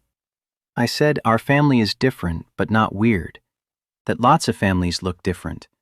That love is what matters, not how many parents you have. Pride mixed with heartbreak in Mike's chest. That's exactly right. Did Sophia understand? No. She said her mom told her real families have a mommy and daddy together, that kids with one parent are from broken homes. The words hit like physical blows. Mike pulled into their driveway and turned to face his daughter. Look at me, Soph. Our home is not broken. We have everything we need. Roof over our heads, food on the table, each other. That's not broken. That's different, but different is not less. Then why did Sophia make me feel bad about it? Mike struggled for the right words, for an explanation that would help without instilling cynicism. Because sometimes people who don't understand something try to make it seem wrong so they don't have to think about it. Sophia's probably never met someone like you before. So instead of learning about different families, she's repeating what she's heard without thinking about whether it's kind. Sophie nodded slowly, processing. Victoria's son only has a mommy. Is his home broken too? The question caught Mike off guard. He'd mentioned Victoria and Lucas once, casually, and Sophie had absorbed it completely. No. Lucas and Victoria have a good home, just different from Sophia Patterson's, and different from ours. But all three are real families. Could we meet them? Lucas and Victoria? Then I could tell Sophia about how there are lots of different families, and I know more than one. Mike saw the trap, Sophie using logic to get what she wanted, which was to meet the superhero-obsessed boy Mike had described. But underneath her reasoning, Mike heard genuine curiosity and the desire to not feel so alone in her family structure. Maybe someday, when Victoria and I have known each other longer. But Soph, you don't need to prove anything to Sophia Patterson. You know our family is good. I know our family is good. That's enough. That night, after the bedtime stories and tucking in, Mike sat on his porch in the November cold and called Victoria, told her about Sophie's school incident, the casual cruelty, the questions that had no good answers. Lucas came home from Richard's yesterday and asked why I work so much. He's never asked that before. When I said I work to provide for us, to give him good opportunities, he said, "Daddy Richard says you care more about work than me." Mike's jaw clenched. "Richard's poisoning your son against you." "I know, and I don't know how to fight it without bad-mouthing Lucas's father, which every parenting book says not to do. The books weren't written about situations like this. Richard's not a flawed but well-meaning parent. He's actively undermining you." Victoria sighed, exhaustion clear even through the phone. "My lawyer filed our response to his petition today. She's confident we can demonstrate my fitness as primary guardian. But Richard has resources, and he's willing to drag this out. This could take months." "Then it takes months. You're not facing it alone." "Mike, I've been thinking. Sophie asked to meet Lucas, and Lucas keeps asking about you. What if we introduced them? Carefully, in a neutral place. Let them see that other kids have families like theirs." Mike's heart rate picked up. Introducing the kids meant acknowledging this was serious, meant giving Sophie hope that could be crushed if things didn't work out. But it also meant giving both children what they desperately needed, proof they weren't alone in their family structure. Where would we do it? Denver Zoo? Saturday morning? We arrive separately, coincidentally run into each other at the dinosaur exhibit. Let the kids meet organically. You've thought about this. I've thought about little else. Lucas needs to see that families come in all shapes, and from what you've told me, so does Sophie. Mike closed his eyes, weighing risk against reward. Okay, Saturday morning, 10 a.m. at the dinosaurs. But Victoria, if this doesn't work, if they don't get along, or if it makes things harder, then we deal with it. Together. The word settled into Mike's chest, warm and terrifying. Together implied partnership, implied futures planned in tandem rather than parallel. It implied trust and vulnerability and the possibility of catastrophic heartbreak. It also implied hope. Saturday at 10. I'll tell Sophie we're going to the zoo. You tell Lucas. We'll see what happens. After they hung up, Mike sat in the cold until his fingers went numb. Inside, Sophie slept peacefully, unaware that her father was planning something that could either heal her loneliness or compound it. But doing nothing meant watching his daughter feel isolated and different, meant teaching her that different equaled less. Sometimes the only choice was the risky one. Mike went inside, locked the doors, checked on Sophie one more time. Her face was peaceful in sleep, Dr. Hammond the Brachiosaurus tucked under her arm. Whatever happened Saturday, Mike would make sure she knew she was loved, that their family was real and good and whole. Everything else, they'd figure out together. Saturday morning arrived cold and clear, Denver's sky that particular shade of blue that only happened in November when the air was thin enough to cut. Mike drove toward the zoo with Sophie chattering in the back seat about whether they'd see the new Triceratops exhibit first or save it for last, unaware her father's hands were white-knuckled on the steering wheel. This could go catastrophically wrong. Sophie could hate Lucas. Lucas could be scared of Sophie. The kids could bond immediately and then be devastated when things fell apart between their parents. Mike was gambling with his daughter's emotional well-being on a relationship barely 2 weeks old. But Sophie needed this. Needed proof she wasn't the only kid navigating life with one parent. Needed connection with someone who understood her particular brand of different. The parking lot was already half full when they arrived at 9:45. Mike paid for tickets, and Sophie dragged him toward the entrance with the single-minded determination of a child on a mission. Inside, families clustered around maps and stroller rental stations, the weekend chaos of parents trying to corral excited children into some semblance of organization. Mike's phone buzzed. Victoria. "We're here, near the African Savannah exhibit. Lucas wants to see lions before dinosaurs." Relief and terror warred in Mike's chest. They were really doing this. "Hey, Soph, want to check out the lions first? I heard they have a new cub." Sophie considered this deviation from the plan with the gravity of a CEO weighing merger options. "Okay, but then dinosaurs. I want to see the Pachycephalosaurus skull." They navigated through weekend crowds toward the big cat enclosures. Mike scanned faces, looking for Victoria's distinctive profile. He spotted her near the lion habitat. Lucas pressed against the glass, watching a pair of adolescent cubs wrestle in the grass. The boy wore a bright red cape, Iron Man today apparently, and his dark hair stuck up in directions that suggested someone had tried to comb it and lost the battle. Victoria saw Mike at the same moment. Their eyes met across 20 feet of concrete pathway, and something passed between them, acknowledgement of the risk they were taking, of the hope they were allowing themselves to feel. Mike steered Sophie toward the lion enclosure, timing it so they'd arrive just as Victoria and Lucas shifted position. "Oh, hey, Victoria, right?"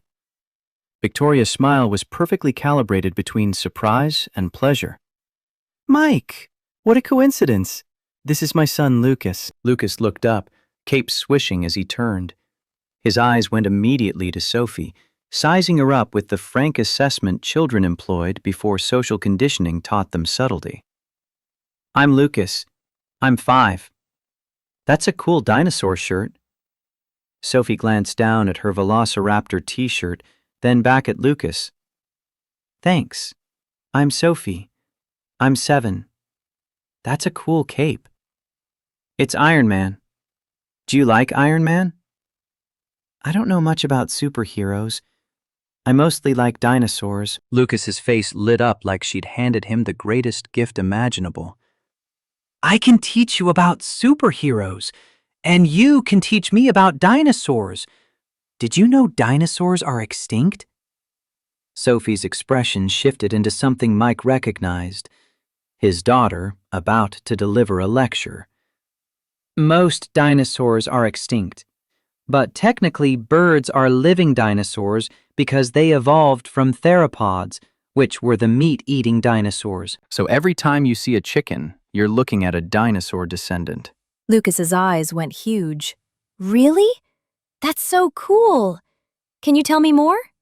Mike and Victoria exchanged glances, trying not to laugh at how perfectly their plan had worked. The kids were already ignoring them, Sophie explaining the evolutionary link between modern birds and dinosaurs, while Lucas listened with rapt attention. "Should we let them walk together?" Victoria's voice carried hope and nervousness in equal measure. "Yeah, I think we should."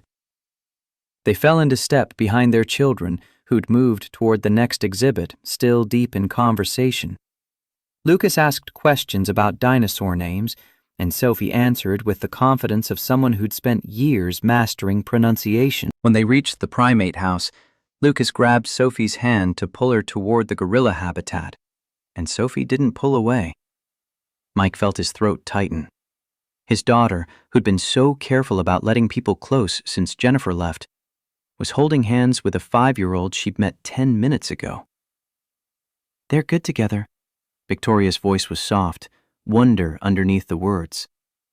"Yeah, they really are." Inside the primate building, Lucas and Sophie pressed their faces against the glass, watching a family of gorillas interact. The children provided running commentary, Lucas explaining that the baby gorilla reminded him of when he was little, Sophie countering that gorillas were primates, not dinosaurs, but still very interesting. A woman nearby smiled at them. The 4 of them clustered together, and Mike realized what they must look like. A family. 2 parents, 2 kids. The picture of normalcy that everyone assumed and nobody questioned. The thought was simultaneously comforting and terrifying. Lucas tugged on Victoria's sleeve. "Mom, I'm hungry. Can we get lunch?" Sophie immediately chimed in. "Me too, Daddy. Can we eat with Lucas and his mom?" Mike and Victoria looked at each other. This was the next threshold. Sitting down together, making the connection explicit rather than allowing it to remain coincidental. "Sure, the zoo cafe okay with everyone?" 4 affirmative responses. They made their way to the outdoor seating area where picnic tables overlooked the flamingo pond. Mike and Victoria claimed a table while the kids ran to the ordering window, Lucas explaining the zoo's menu options to Sophie like he personally curated them. "This is going better than I expected." Victoria's relief was palpable. She'd worn jeans and a casual sweater today, her hair in a ponytail, makeup minimal. She looked younger this way, more approachable, and Mike felt the now familiar pull of attraction mixed with deeper affection. "Lucas is great. Really smart, really kind. Sophie's incredible. The way she explains things, she's going to be a teacher or a scientist someday." They watched their children return balancing trays, Lucas carefully carrying Sophie's drink so it wouldn't spill. The 4 of them squeezed around the picnic table, kids on one side, adults on the other, and ate zoo pizza that tasted like cardboard, but nobody complained about. Lucas asked Sophie about school, and she told him about her class's dinosaur unit. He shared that his preschool was learning about community helpers, that he wanted to be a firefighter or maybe a superhero when he grew up. Sophie explained that superheroes weren't real jobs, but firefighters were very cool. "Your dad works on cars, right?" Lucas looked at Mike with interest. "Yeah, I fix them when they break." "That's like a superhero. You save people's cars." Mike felt warmth spread through his chest. "I never thought of it that way, but I guess you're right." "And your mom runs a company?" Sophie directed this at Victoria with the same frank curiosity she applied to everything. "I do. We make computer programs that help other companies work better." "That sounds hard." "It can be, but it's satisfying when we solve problems." Lucas turned to Sophie with the gravity of someone sharing classified information. "My mom works a lot. Sometimes I wish she was home more. Do you wish your dad was home more?" Sophie considered the question seriously. "Sometimes. But Daddy always comes home for dinner, and we read stories every night. So I know even when he's working, he's thinking about me." "How do you know?" "Because he tells me. Every morning before school, he says, 'I'll be thinking about you today.' And when I get home, he asks me 3 questions about my day, so I know he really wants to know." Victoria's eyes were bright with tears. She blinked away. Mike reached under the table and squeezed her hand. Lucas absorbed this information, then nodded. "My mom does that too. She calls me at lunchtime from work just to say hi, even when she's in meetings." The kids continued talking, building a friendship in real time, while Mike and Victoria watched in amazed silence. After lunch, they walked to the dinosaur exhibit, Sophie's territory. She transformed into a tour guide, pointing out each skeleton, explaining what made each species unique, correcting the informational placards when they contained outdated information. Lucas absorbed everything with the enthusiasm of a devoted student. When Sophie explained that Pachycephalosaurus had a skull roof 9 inches thick for head-butting rivals, Lucas immediately asked if that meant they were like Captain America because they could take a lot of hits. "Kind of, except Captain America has a shield and Pachycephalosaurus just had a really hard head." "That's so cool. You're really smart, Sophie." Sophie blushed, pleasure and embarrassment mixing on her face. "Thanks. You're pretty smart too. You know all about superheroes." They spent 2 hours at the zoo, the kids never running out of things to discuss. When it was finally time to leave, Lucas threw his arms around Sophie in an unself-conscious hug. "Can we be friends? Like, Real friends who see each other and not just zoo friends? Sophie looked to Mike, asking permission without words. Mike glanced at Victoria, who nodded slightly. Yeah, we can be real friends. Awesome! Mom, can Sophie come to our house sometime? I want to show her my superhero collection. Victoria handled it smoothly. Maybe. We'll have to see what works with everyone's schedule.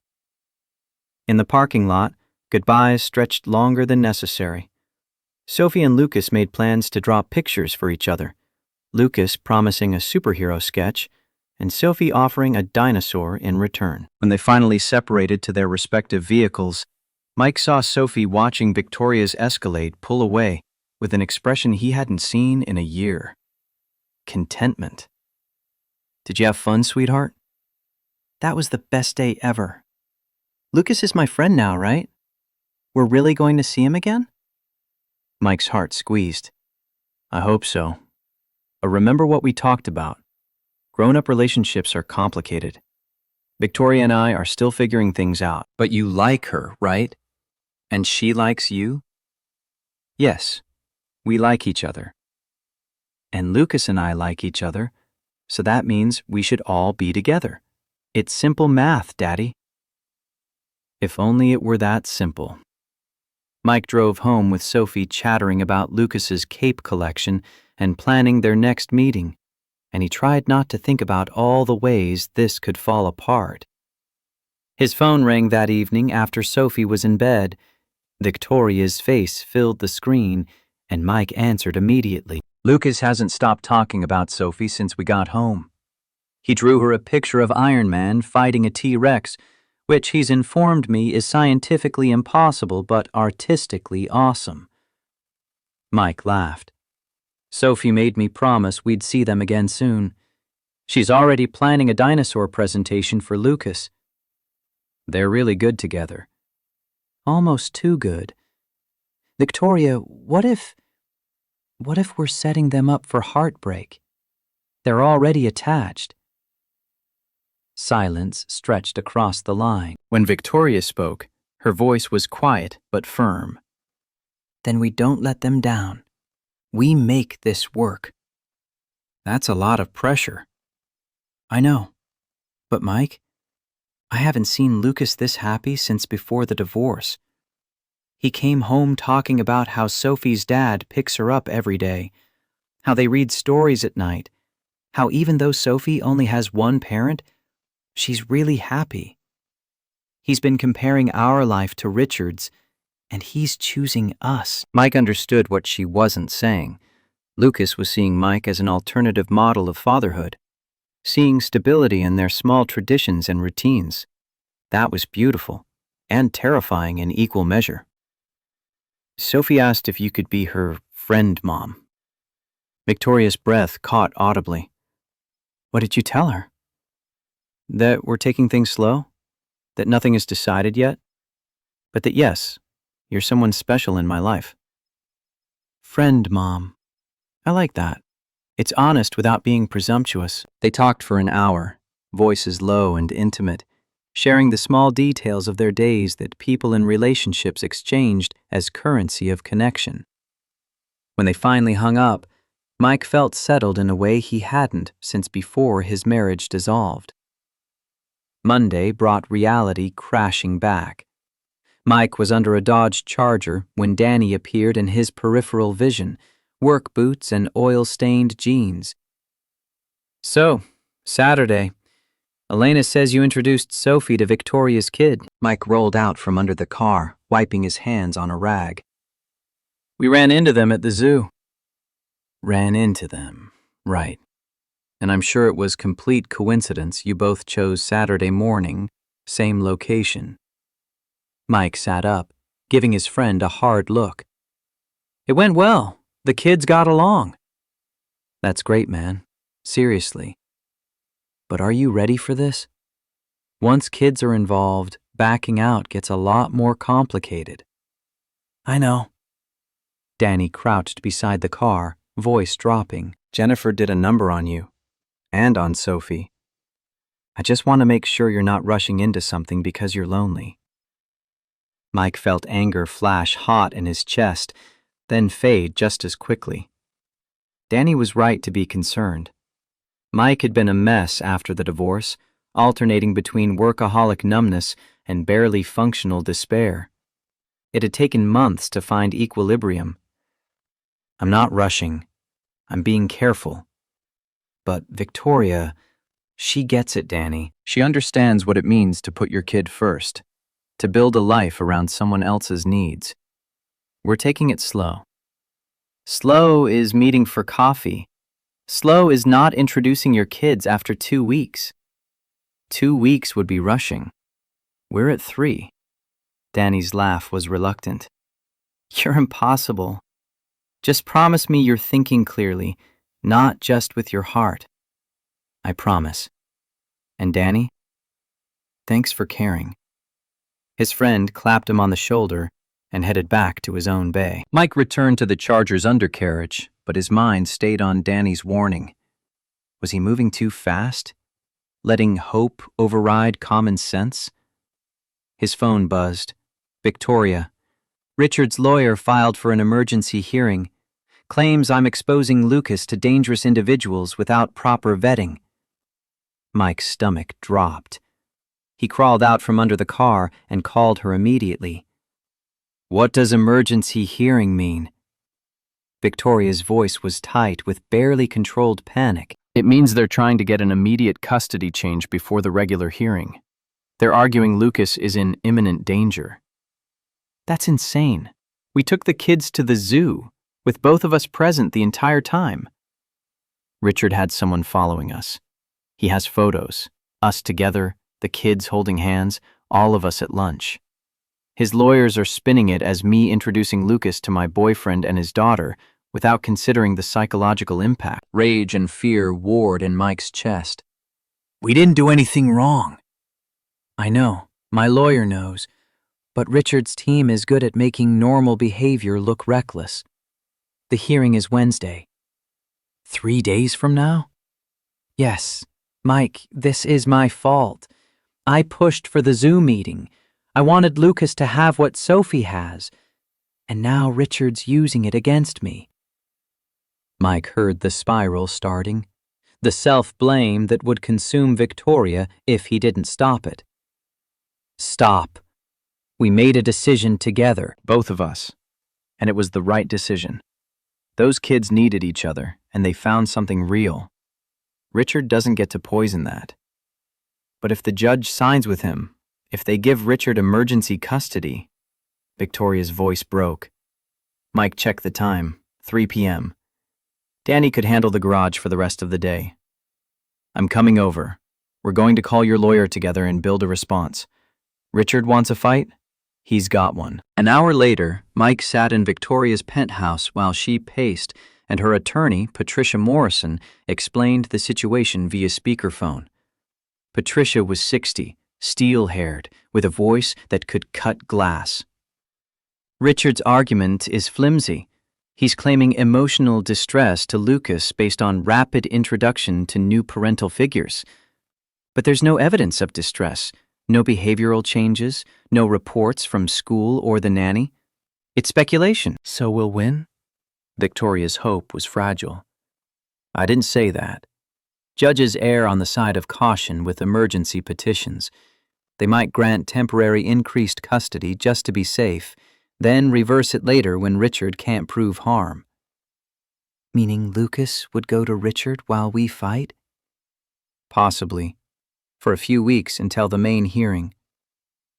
Victoria sank onto the couch, face pale. Mike reached for her hand. What do we need to do? Patricia's voice sharpened with approval. She liked people who asked for strategy instead of wallowing. Document everything. Character references from Sophie's school showing Mike is a fit parent. Lucas's preschool reports showing no behavioral issues.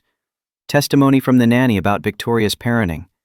We make Richard prove harm instead of just alleging it. They spent 2 hours building the case. Patricia asked invasive questions about Mike's background, finances, criminal history, past relationships, parenting decisions. Mike answered honestly, aware Victoria was hearing details about his life he hadn't shared yet. His bankruptcy after the divorce, when Jennifer's lawyers bled him dry fighting over assets she didn't even want. The 6 months of therapy to deal with abandonment and trust issues. The time Sophie got hurt at the playground and the ER doctor asked pointed questions about the bruise pattern before accepting it was truly an accident. When Patricia finally hung up, Victoria and Mike sat in exhausted silence.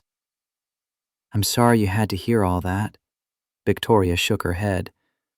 "Don't apologize. I'm sorry you went through it. Jennifer really destroyed you, didn't she?" "For a while. But I rebuild. Bankruptcy gets discharged, therapy helps, accidents happen. I survived." "You're stronger than you give yourself credit for." Mike's laugh was hollow. "I'm terrified right now. Richard's going to paint me as an unstable influence, and he's not entirely wrong. I'm broke, I'm divorced, I work 60 hours a week in a dead-end job. On paper, I'm exactly the kind of person kids shouldn't be around." Victoria turned to face him fully, and Mike saw fire in her eyes.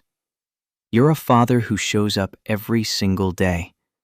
You're a man who keeps his promises. You're honest when lying would be easier, and you stand up for people who need defending. That's not unstable. That's integrity." The words hit Mike like a physical force.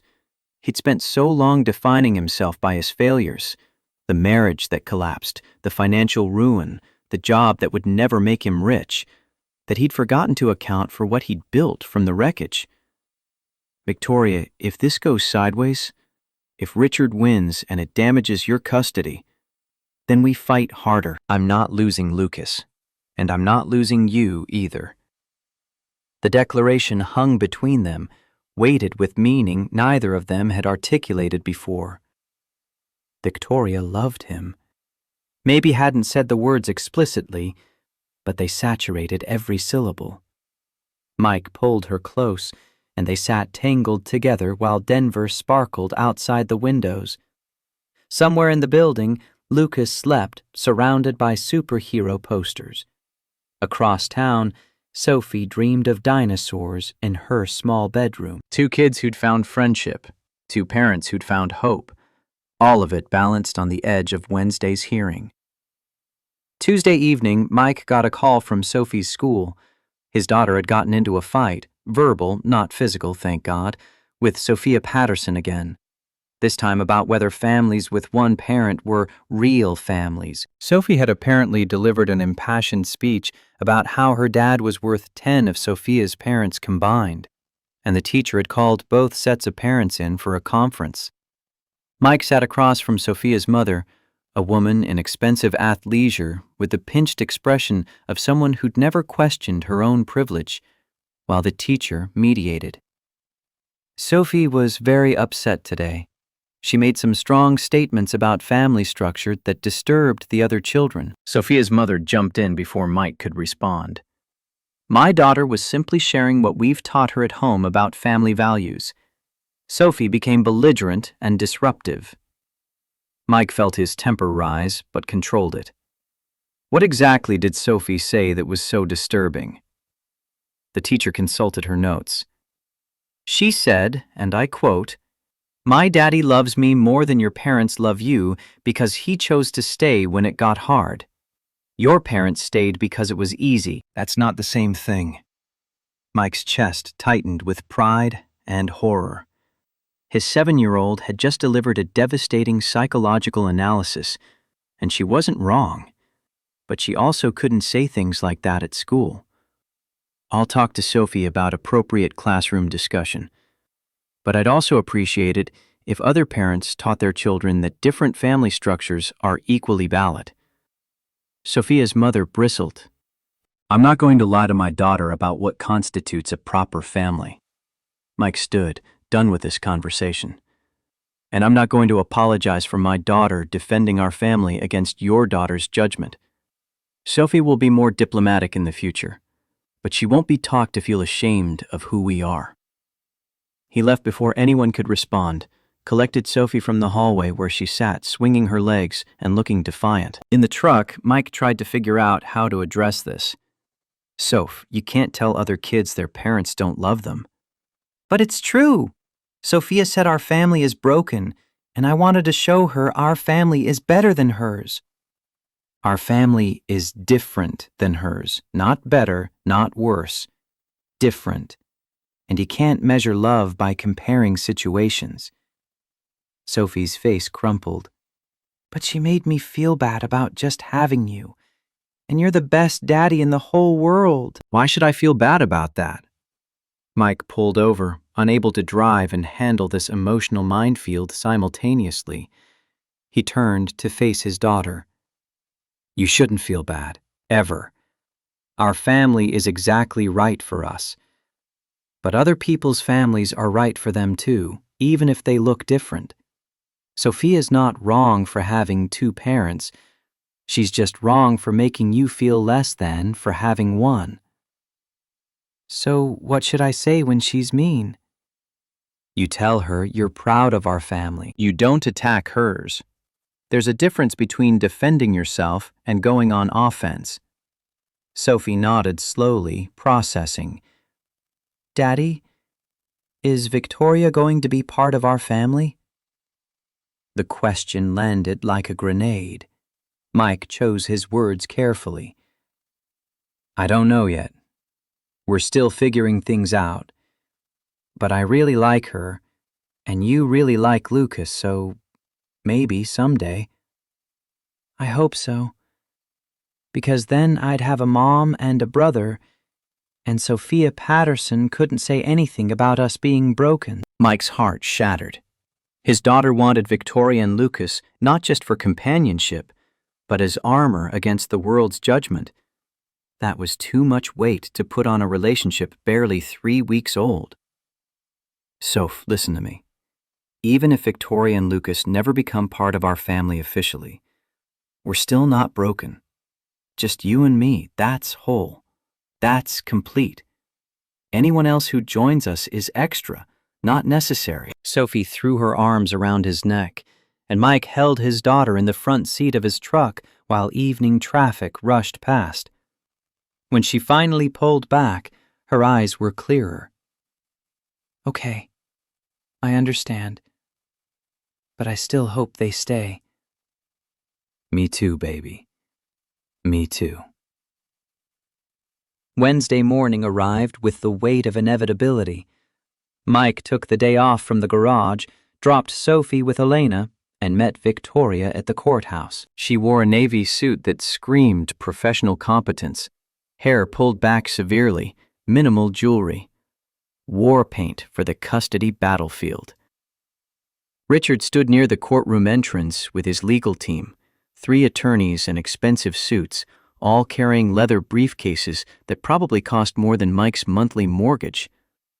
Richard himself looked polished and confident, every inch the successful executive who deserved custody of his son. His eyes found Mike and Victoria, and something ugly flickered across his expression before he smoothed it into casual disdain. He walked over, flanked by his legal team like an emperor with guards. Victoria, I see you brought your mechanic. Mike felt Victoria tense beside him, but kept his own expression neutral. Richard, your lawyers. Richard's smile didn't reach his eyes. Just want what's best for our son. I'm sure you understand. Lucas is my son. You're the person who abandoned him. Richard's mask slipped for half a second, fury flashing through before he controlled it. Careful, Victoria. Judges don't look kindly on parental alienation. Lucas deserves a relationship with both parents. Then maybe you should have maintained one for the past 3 years instead of treating him like a monthly obligation. Patricia appeared at Victoria's elbow, cutting off the confrontation. Ms. Blackwell, we should go in. They filed into the courtroom, a small space for emergency hearings, just the judge's bench and a few rows of seating. Judge Martha Rodriguez presided, a woman in her 50s with steel gray hair and an expression that suggested she'd seen every custody game in the book and wasn't impressed by any of them. Richard's lead attorney spoke first, painting a picture of Victoria as a workaholic mother who prioritized career over child, who'd recently begun dating an unknown man and immediately exposed Lucas to this stranger and his daughter without proper vetting or consideration for psychological impact. Your Honor, we have photographic evidence that Ms. Blackwell orchestrated a meeting between the children less than 3 weeks into this relationship. Lucas came home confused, asking questions about new family structures, showing signs of emotional distress. Patricia stood when it was her turn, and her voice could have frosted glass. Your Honor, Mr. Blackwell's concerns would be more credible if he'd shown any consistent interest in his son's welfare over the past 3 years.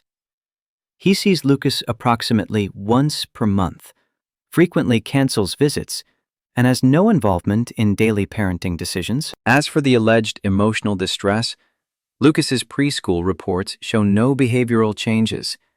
His nanny reports he's been happier than usual, excited about making a new friend.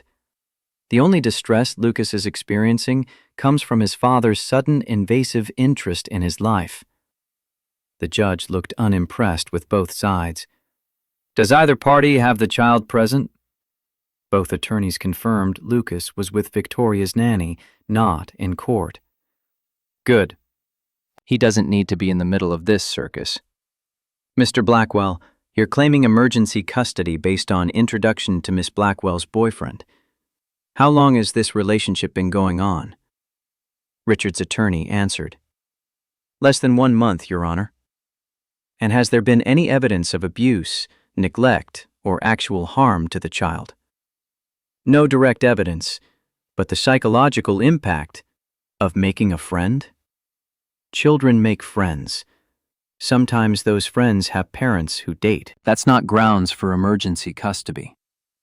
Richard's attorney pivoted.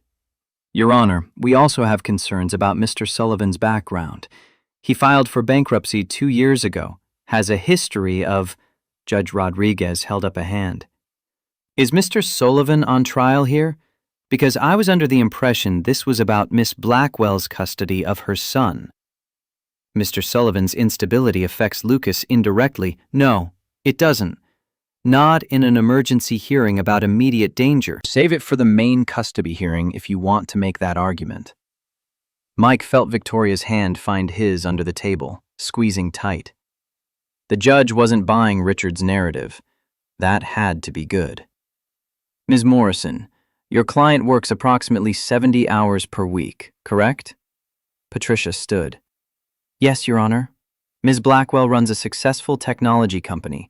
However, she maintains strict boundaries around family time. She's home for dinner most nights, handles Lucas's bedtime routine personally, and takes no calls during designated parent-child time. And the nanny situation? Patricia Chen has been Lucas's nanny since he was 2 years old. She's essentially family, provides stability and continuity.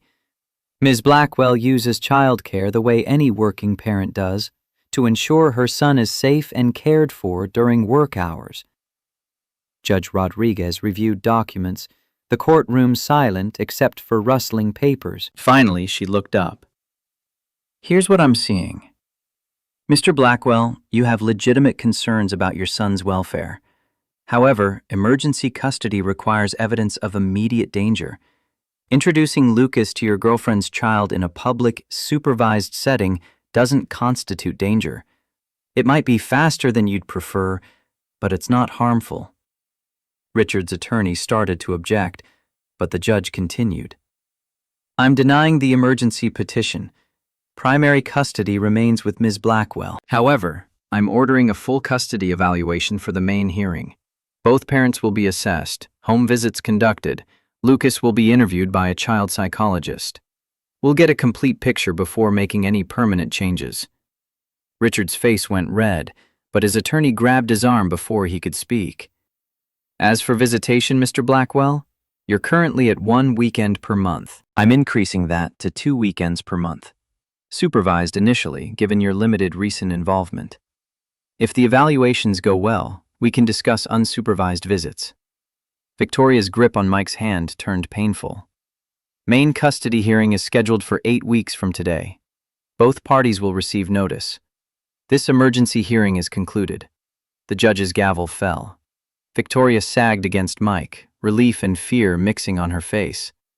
They'd won today, but the war was far from over. Outside the courtroom, Richard intercepted them on the courthouse steps. His attorneys had dispersed, leaving him alone with his rage. "You think you've won? This isn't over, Victoria." Mike stepped slightly in front of Victoria, not aggressive, but protective. The judge spoke. "Maybe you should listen." Richard's eyes focused on Mike with laser intensity. "You think you're some kind of hero, sweeping in to rescue the lonely CEO? I think I'm someone who cares about Victoria and treats her son with respect. Something you might try." "Respect? You're a broke mechanic with a broken family. What exactly do you bring to this situation besides financial burden?" The words were designed to wound, and they hit their mark. Mike felt old shame rise in his throat, every insecurity about his worth, his value, his ability to be enough for someone like Victoria.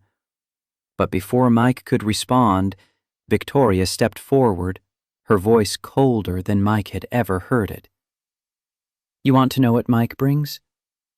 He brings stability. He brings presence. He brings the kind of fatherhood you've never understood. Showing up every single day, putting his child first, making sacrifices without expecting credit." Richard sneered. "Please, you're infatuated with the novelty. Give it 6 months, and you'll remember why you married someone on your level." Victoria's laugh was sharp as broken glass. "I married you because I was 28 and stupid enough to believe money equaled character. Turns out I was wrong. Character can't be bought, Richard. It's earned through choices made when no one's watching. Mike has more character in his oil-stained hands than you've ever had in your entire designer-suited existence." Mike's heart swelled so large it felt like it might crack his ribs. No one had ever defended him like this, fierce and public and unequivocal. Richard's face went mottled with rage. "Enjoy your blue-collar fantasy. But remember, I'm Lucas's father. That doesn't change. I'll be in your life forever, whether you like it or not." He stalked away, shoulders rigid with fury. Victoria watched him go, then turned to Mike. "I'm sorry. I shouldn't have engaged." Mike cut her off with a kiss, right there on the courthouse steps, with lawyers and litigants streaming past. When they separated, both breathing hard, Victoria's eyes were bright. "What was that for?" "For defending me. For choosing me. For being exactly who you are." They stood there until Patricia cleared her throat behind them. "Touching, but we have work to do. The main hearing in 8 weeks will be the real battle. We need to prepare." The next 2 months blurred together in a strange combination of routine and anticipation. Richard exercised his supervised visits with Lucas, showing up exactly on time and leaving exactly when allowed, performing fatherhood like a role he'd been cast in, rather than one he'd chosen. Lucas came home from these visits quiet and confused, asking Victoria why Daddy Richard's apartment didn't have any of his toys, why they always went to expensive places instead of parks, why everything felt like they were being watched. Victoria documented everything: times, locations, Lucas's reactions. Patricia built a file inches thick demonstrating the difference between Richard's performative parenting and Victoria's consistent presence. Meanwhile, Mike and Victoria's relationship deepened. They kept it carefully separated from the custody case. No more Zoom meetings, no public appearances with both kids. Sophie and Lucas connected via video calls, drawing pictures for each other and planning elaborate games for when they could play together again. 6 weeks after the emergency hearing, the custody evaluator visited Mike's house. Dr. Sarah Chen was 60, with kind eyes and a notebook she scribbled in constantly. She interviewed Sophie, toured the small house, asked Mike questions about his parenting philosophy. "What do you think makes a good parent?" Mike considered the question. "Showing up, keeping promises, letting your kid know they're the most important thing in your world, even when you're tired or stressed or dealing with your own problems." "And what role do you see yourself playing in Lucas's life, if this relationship with Victoria continues?" "I don't want to replace Richard. Lucas has a father, but I'd like to be someone Lucas can count on. Someone who keeps promises, who shows up for the small stuff, who demonstrates that men can be present and engaged." Dr. Chen wrote extensively. 3 days later, she visited Victoria's penthouse, interviewed Lucas about his life, his feelings, his understanding of family. Lucas apparently told her that his friend Sophie's daddy was really nice, and he hoped to see Sophie again soon because she knows everything about dinosaurs and I want to learn. 2 weeks before the main hearing, Patricia called with news. "The evaluation reports are in. Both of them favor you, Victoria. Dr. Chen noted that Lucas is thriving in your care, that he has strong attachment and feels secure." She also noted that Richard's parenting style is materially generous but emotionally distant. Victoria's relief was palpable even through the phone. "So we'll win?" "I never promise outcomes, but we have a strong case." The custody hearing was scheduled for a Tuesday. Mike took the day off again, sat beside Victoria in the larger courtroom where permanent decisions were made. Richard's legal team presented their case: Victoria's work hours, her reliance on nannies, her relationship with Mike that exposed Lucas to instability. Patricia dismantled every argument, presented evidence of Victoria's involvement in Lucas's daily life, testimony from the preschool about her engagement, documentation of Richard's absence and inconsistency. Then she called Mike to the stand. Richard's attorney went for the throat. "Mr. Sullivan, you filed for bankruptcy in 2023. Is that correct?" "Yes." "And you currently earn approximately $45,000 per year?" "Approximately." "You're aware Ms. Blackwell earns over $2 million annually?" "I am." "Doesn't that create an uncomfortable power dynamic in your relationship?" Mike met the attorney's eyes steadily. "No, because our relationship isn't about money. It's about mutual respect, shared values, and caring for our children." "But surely you benefit financially from this relationship, access to her resources, her lifestyle." Patricia objected, but Mike was already answering. "I've never asked Victoria for money. I pay for our dates, I maintain my own home, I support my daughter on my income. Victoria's wealth is hers. I didn't fall in love with her bank account." The courtroom went silent. Mike hadn't meant to say the word love. It had slipped out, raw and honest. But there it was, recorded in the court transcript, impossible to take back. Richard's attorney recovered. "You're in love with Ms. Blackwell after 2 months?" "Yes, I am. Because in 2 months, she's shown me more integrity, more strength, and more devotion to her child than some people demonstrate in years. So yes, I love her. And I love her son. And I'd be proud to be part of their lives if they'll have me." Victoria's hand flew to her mouth. Mike saw tears streaming down her face, saw hope and fear and love all mixed together in her expression. The attorney tried to regain control. "Mr. Sullivan, don't you think it's inappropriate to involve yourself so deeply in a custody case involving a child you barely know?" Mike's patience snapped. "I know Lucas loves dinosaurs because Sophie told him about them. I know he's terrified of thunder. I know his favorite breakfast is chocolate chip pancakes shaped like shields. I know he cries when his father cancels visits and pretends he doesn't care. I know he deserves better than a dad who shows up when convenient and disappears when parenting gets hard. He turned to look at Richard directly. You asked what I bring to this situation. I bring what every child deserves.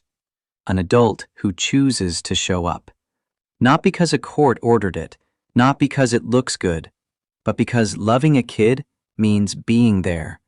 Even when it's hard, even when you're tired, even when nobody's watching. That's what I bring. And that's what Lucas has never gotten from you. The courtroom erupted. Judge Rodriguez banged her gavel for order. Richard looked murderous. Victoria was openly crying.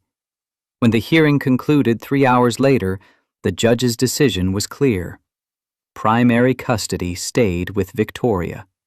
Richard got 2 weekends per month plus holidays, supervised visits for 6 months before transitioning to unsupervised. The judge noted in her ruling that Lucas was thriving in his mother's care and that changes to custody would serve the father's desires but not the child's best interests.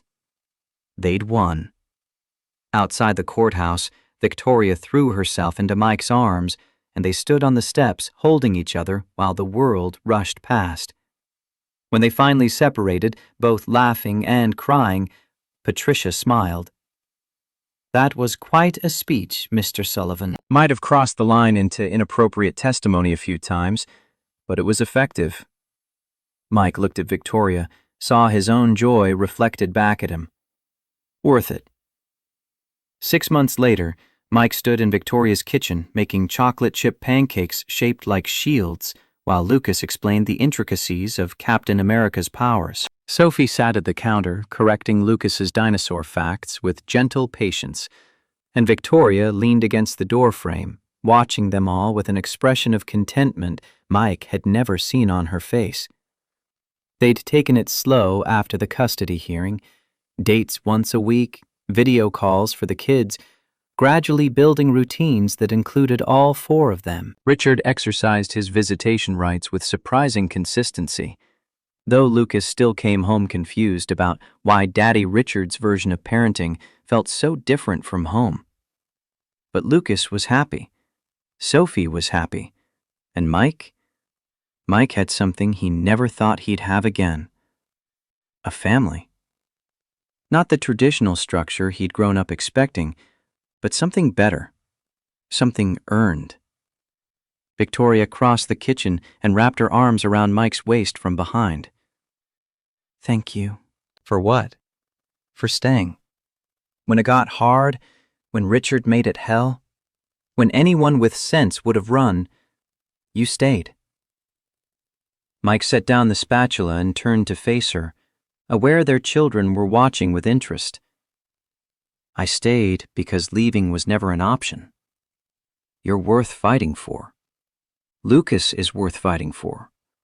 This, he gestured at the kitchen, the kids, the life they were building. This is worth everything. Sophie made a gagging noise. Are you guys going to kiss? Because that's gross. Lucas shook his head seriously. It's not gross, it's romantic. Like in the movies. Movies lie. Kissing is definitely gross. Victoria and Mike laughed, and the moment passed into ordinary morning chaos. Pancakes burned, juice spilled, someone's cape got caught in the toaster. The beautiful, messy, perfect reality of blended family life. Later, when the kids were playing in Lucas's room, and Mike and Victoria had stolen a moment alone on the balcony overlooking Denver, Victoria rested her head on Mike's shoulder. Do you ever regret it? Taking on all this complication? Mike thought about the question seriously. The custody battles, the financial strain of maintaining 2 households and planning for merged futures, the logistics of coordinating schedules with Richard's visitation and work demands, the 1,000 small negotiations and compromises required to make a blended family function. Not once. Complicated means real. Complicated means worth it. Easy things don't build character. They just fill time. I love you, Mike Sullivan. Broken trucks, oil-stained hands, working-class integrity and all. I love you too. 70-hour work weeks, penthouse apartments, terrifying competence and all. They stood in comfortable silence, watching their city sparkle under autumn's sun. Inside, their children laughed over some shared joke. Somewhere across town, Richard probably sat in his expensive apartment, wondering why having everything felt like having nothing. But here, on this balcony with this woman and these kids and this imperfect, beautiful life, Mike understood something fundamental. Love wasn't about finding someone without baggage. It was about finding someone whose baggage fit in your truck. About showing up when things got hard. About building something real from broken pieces. About staying when everyone expected you to run. And Mike Sullivan was very good at staying.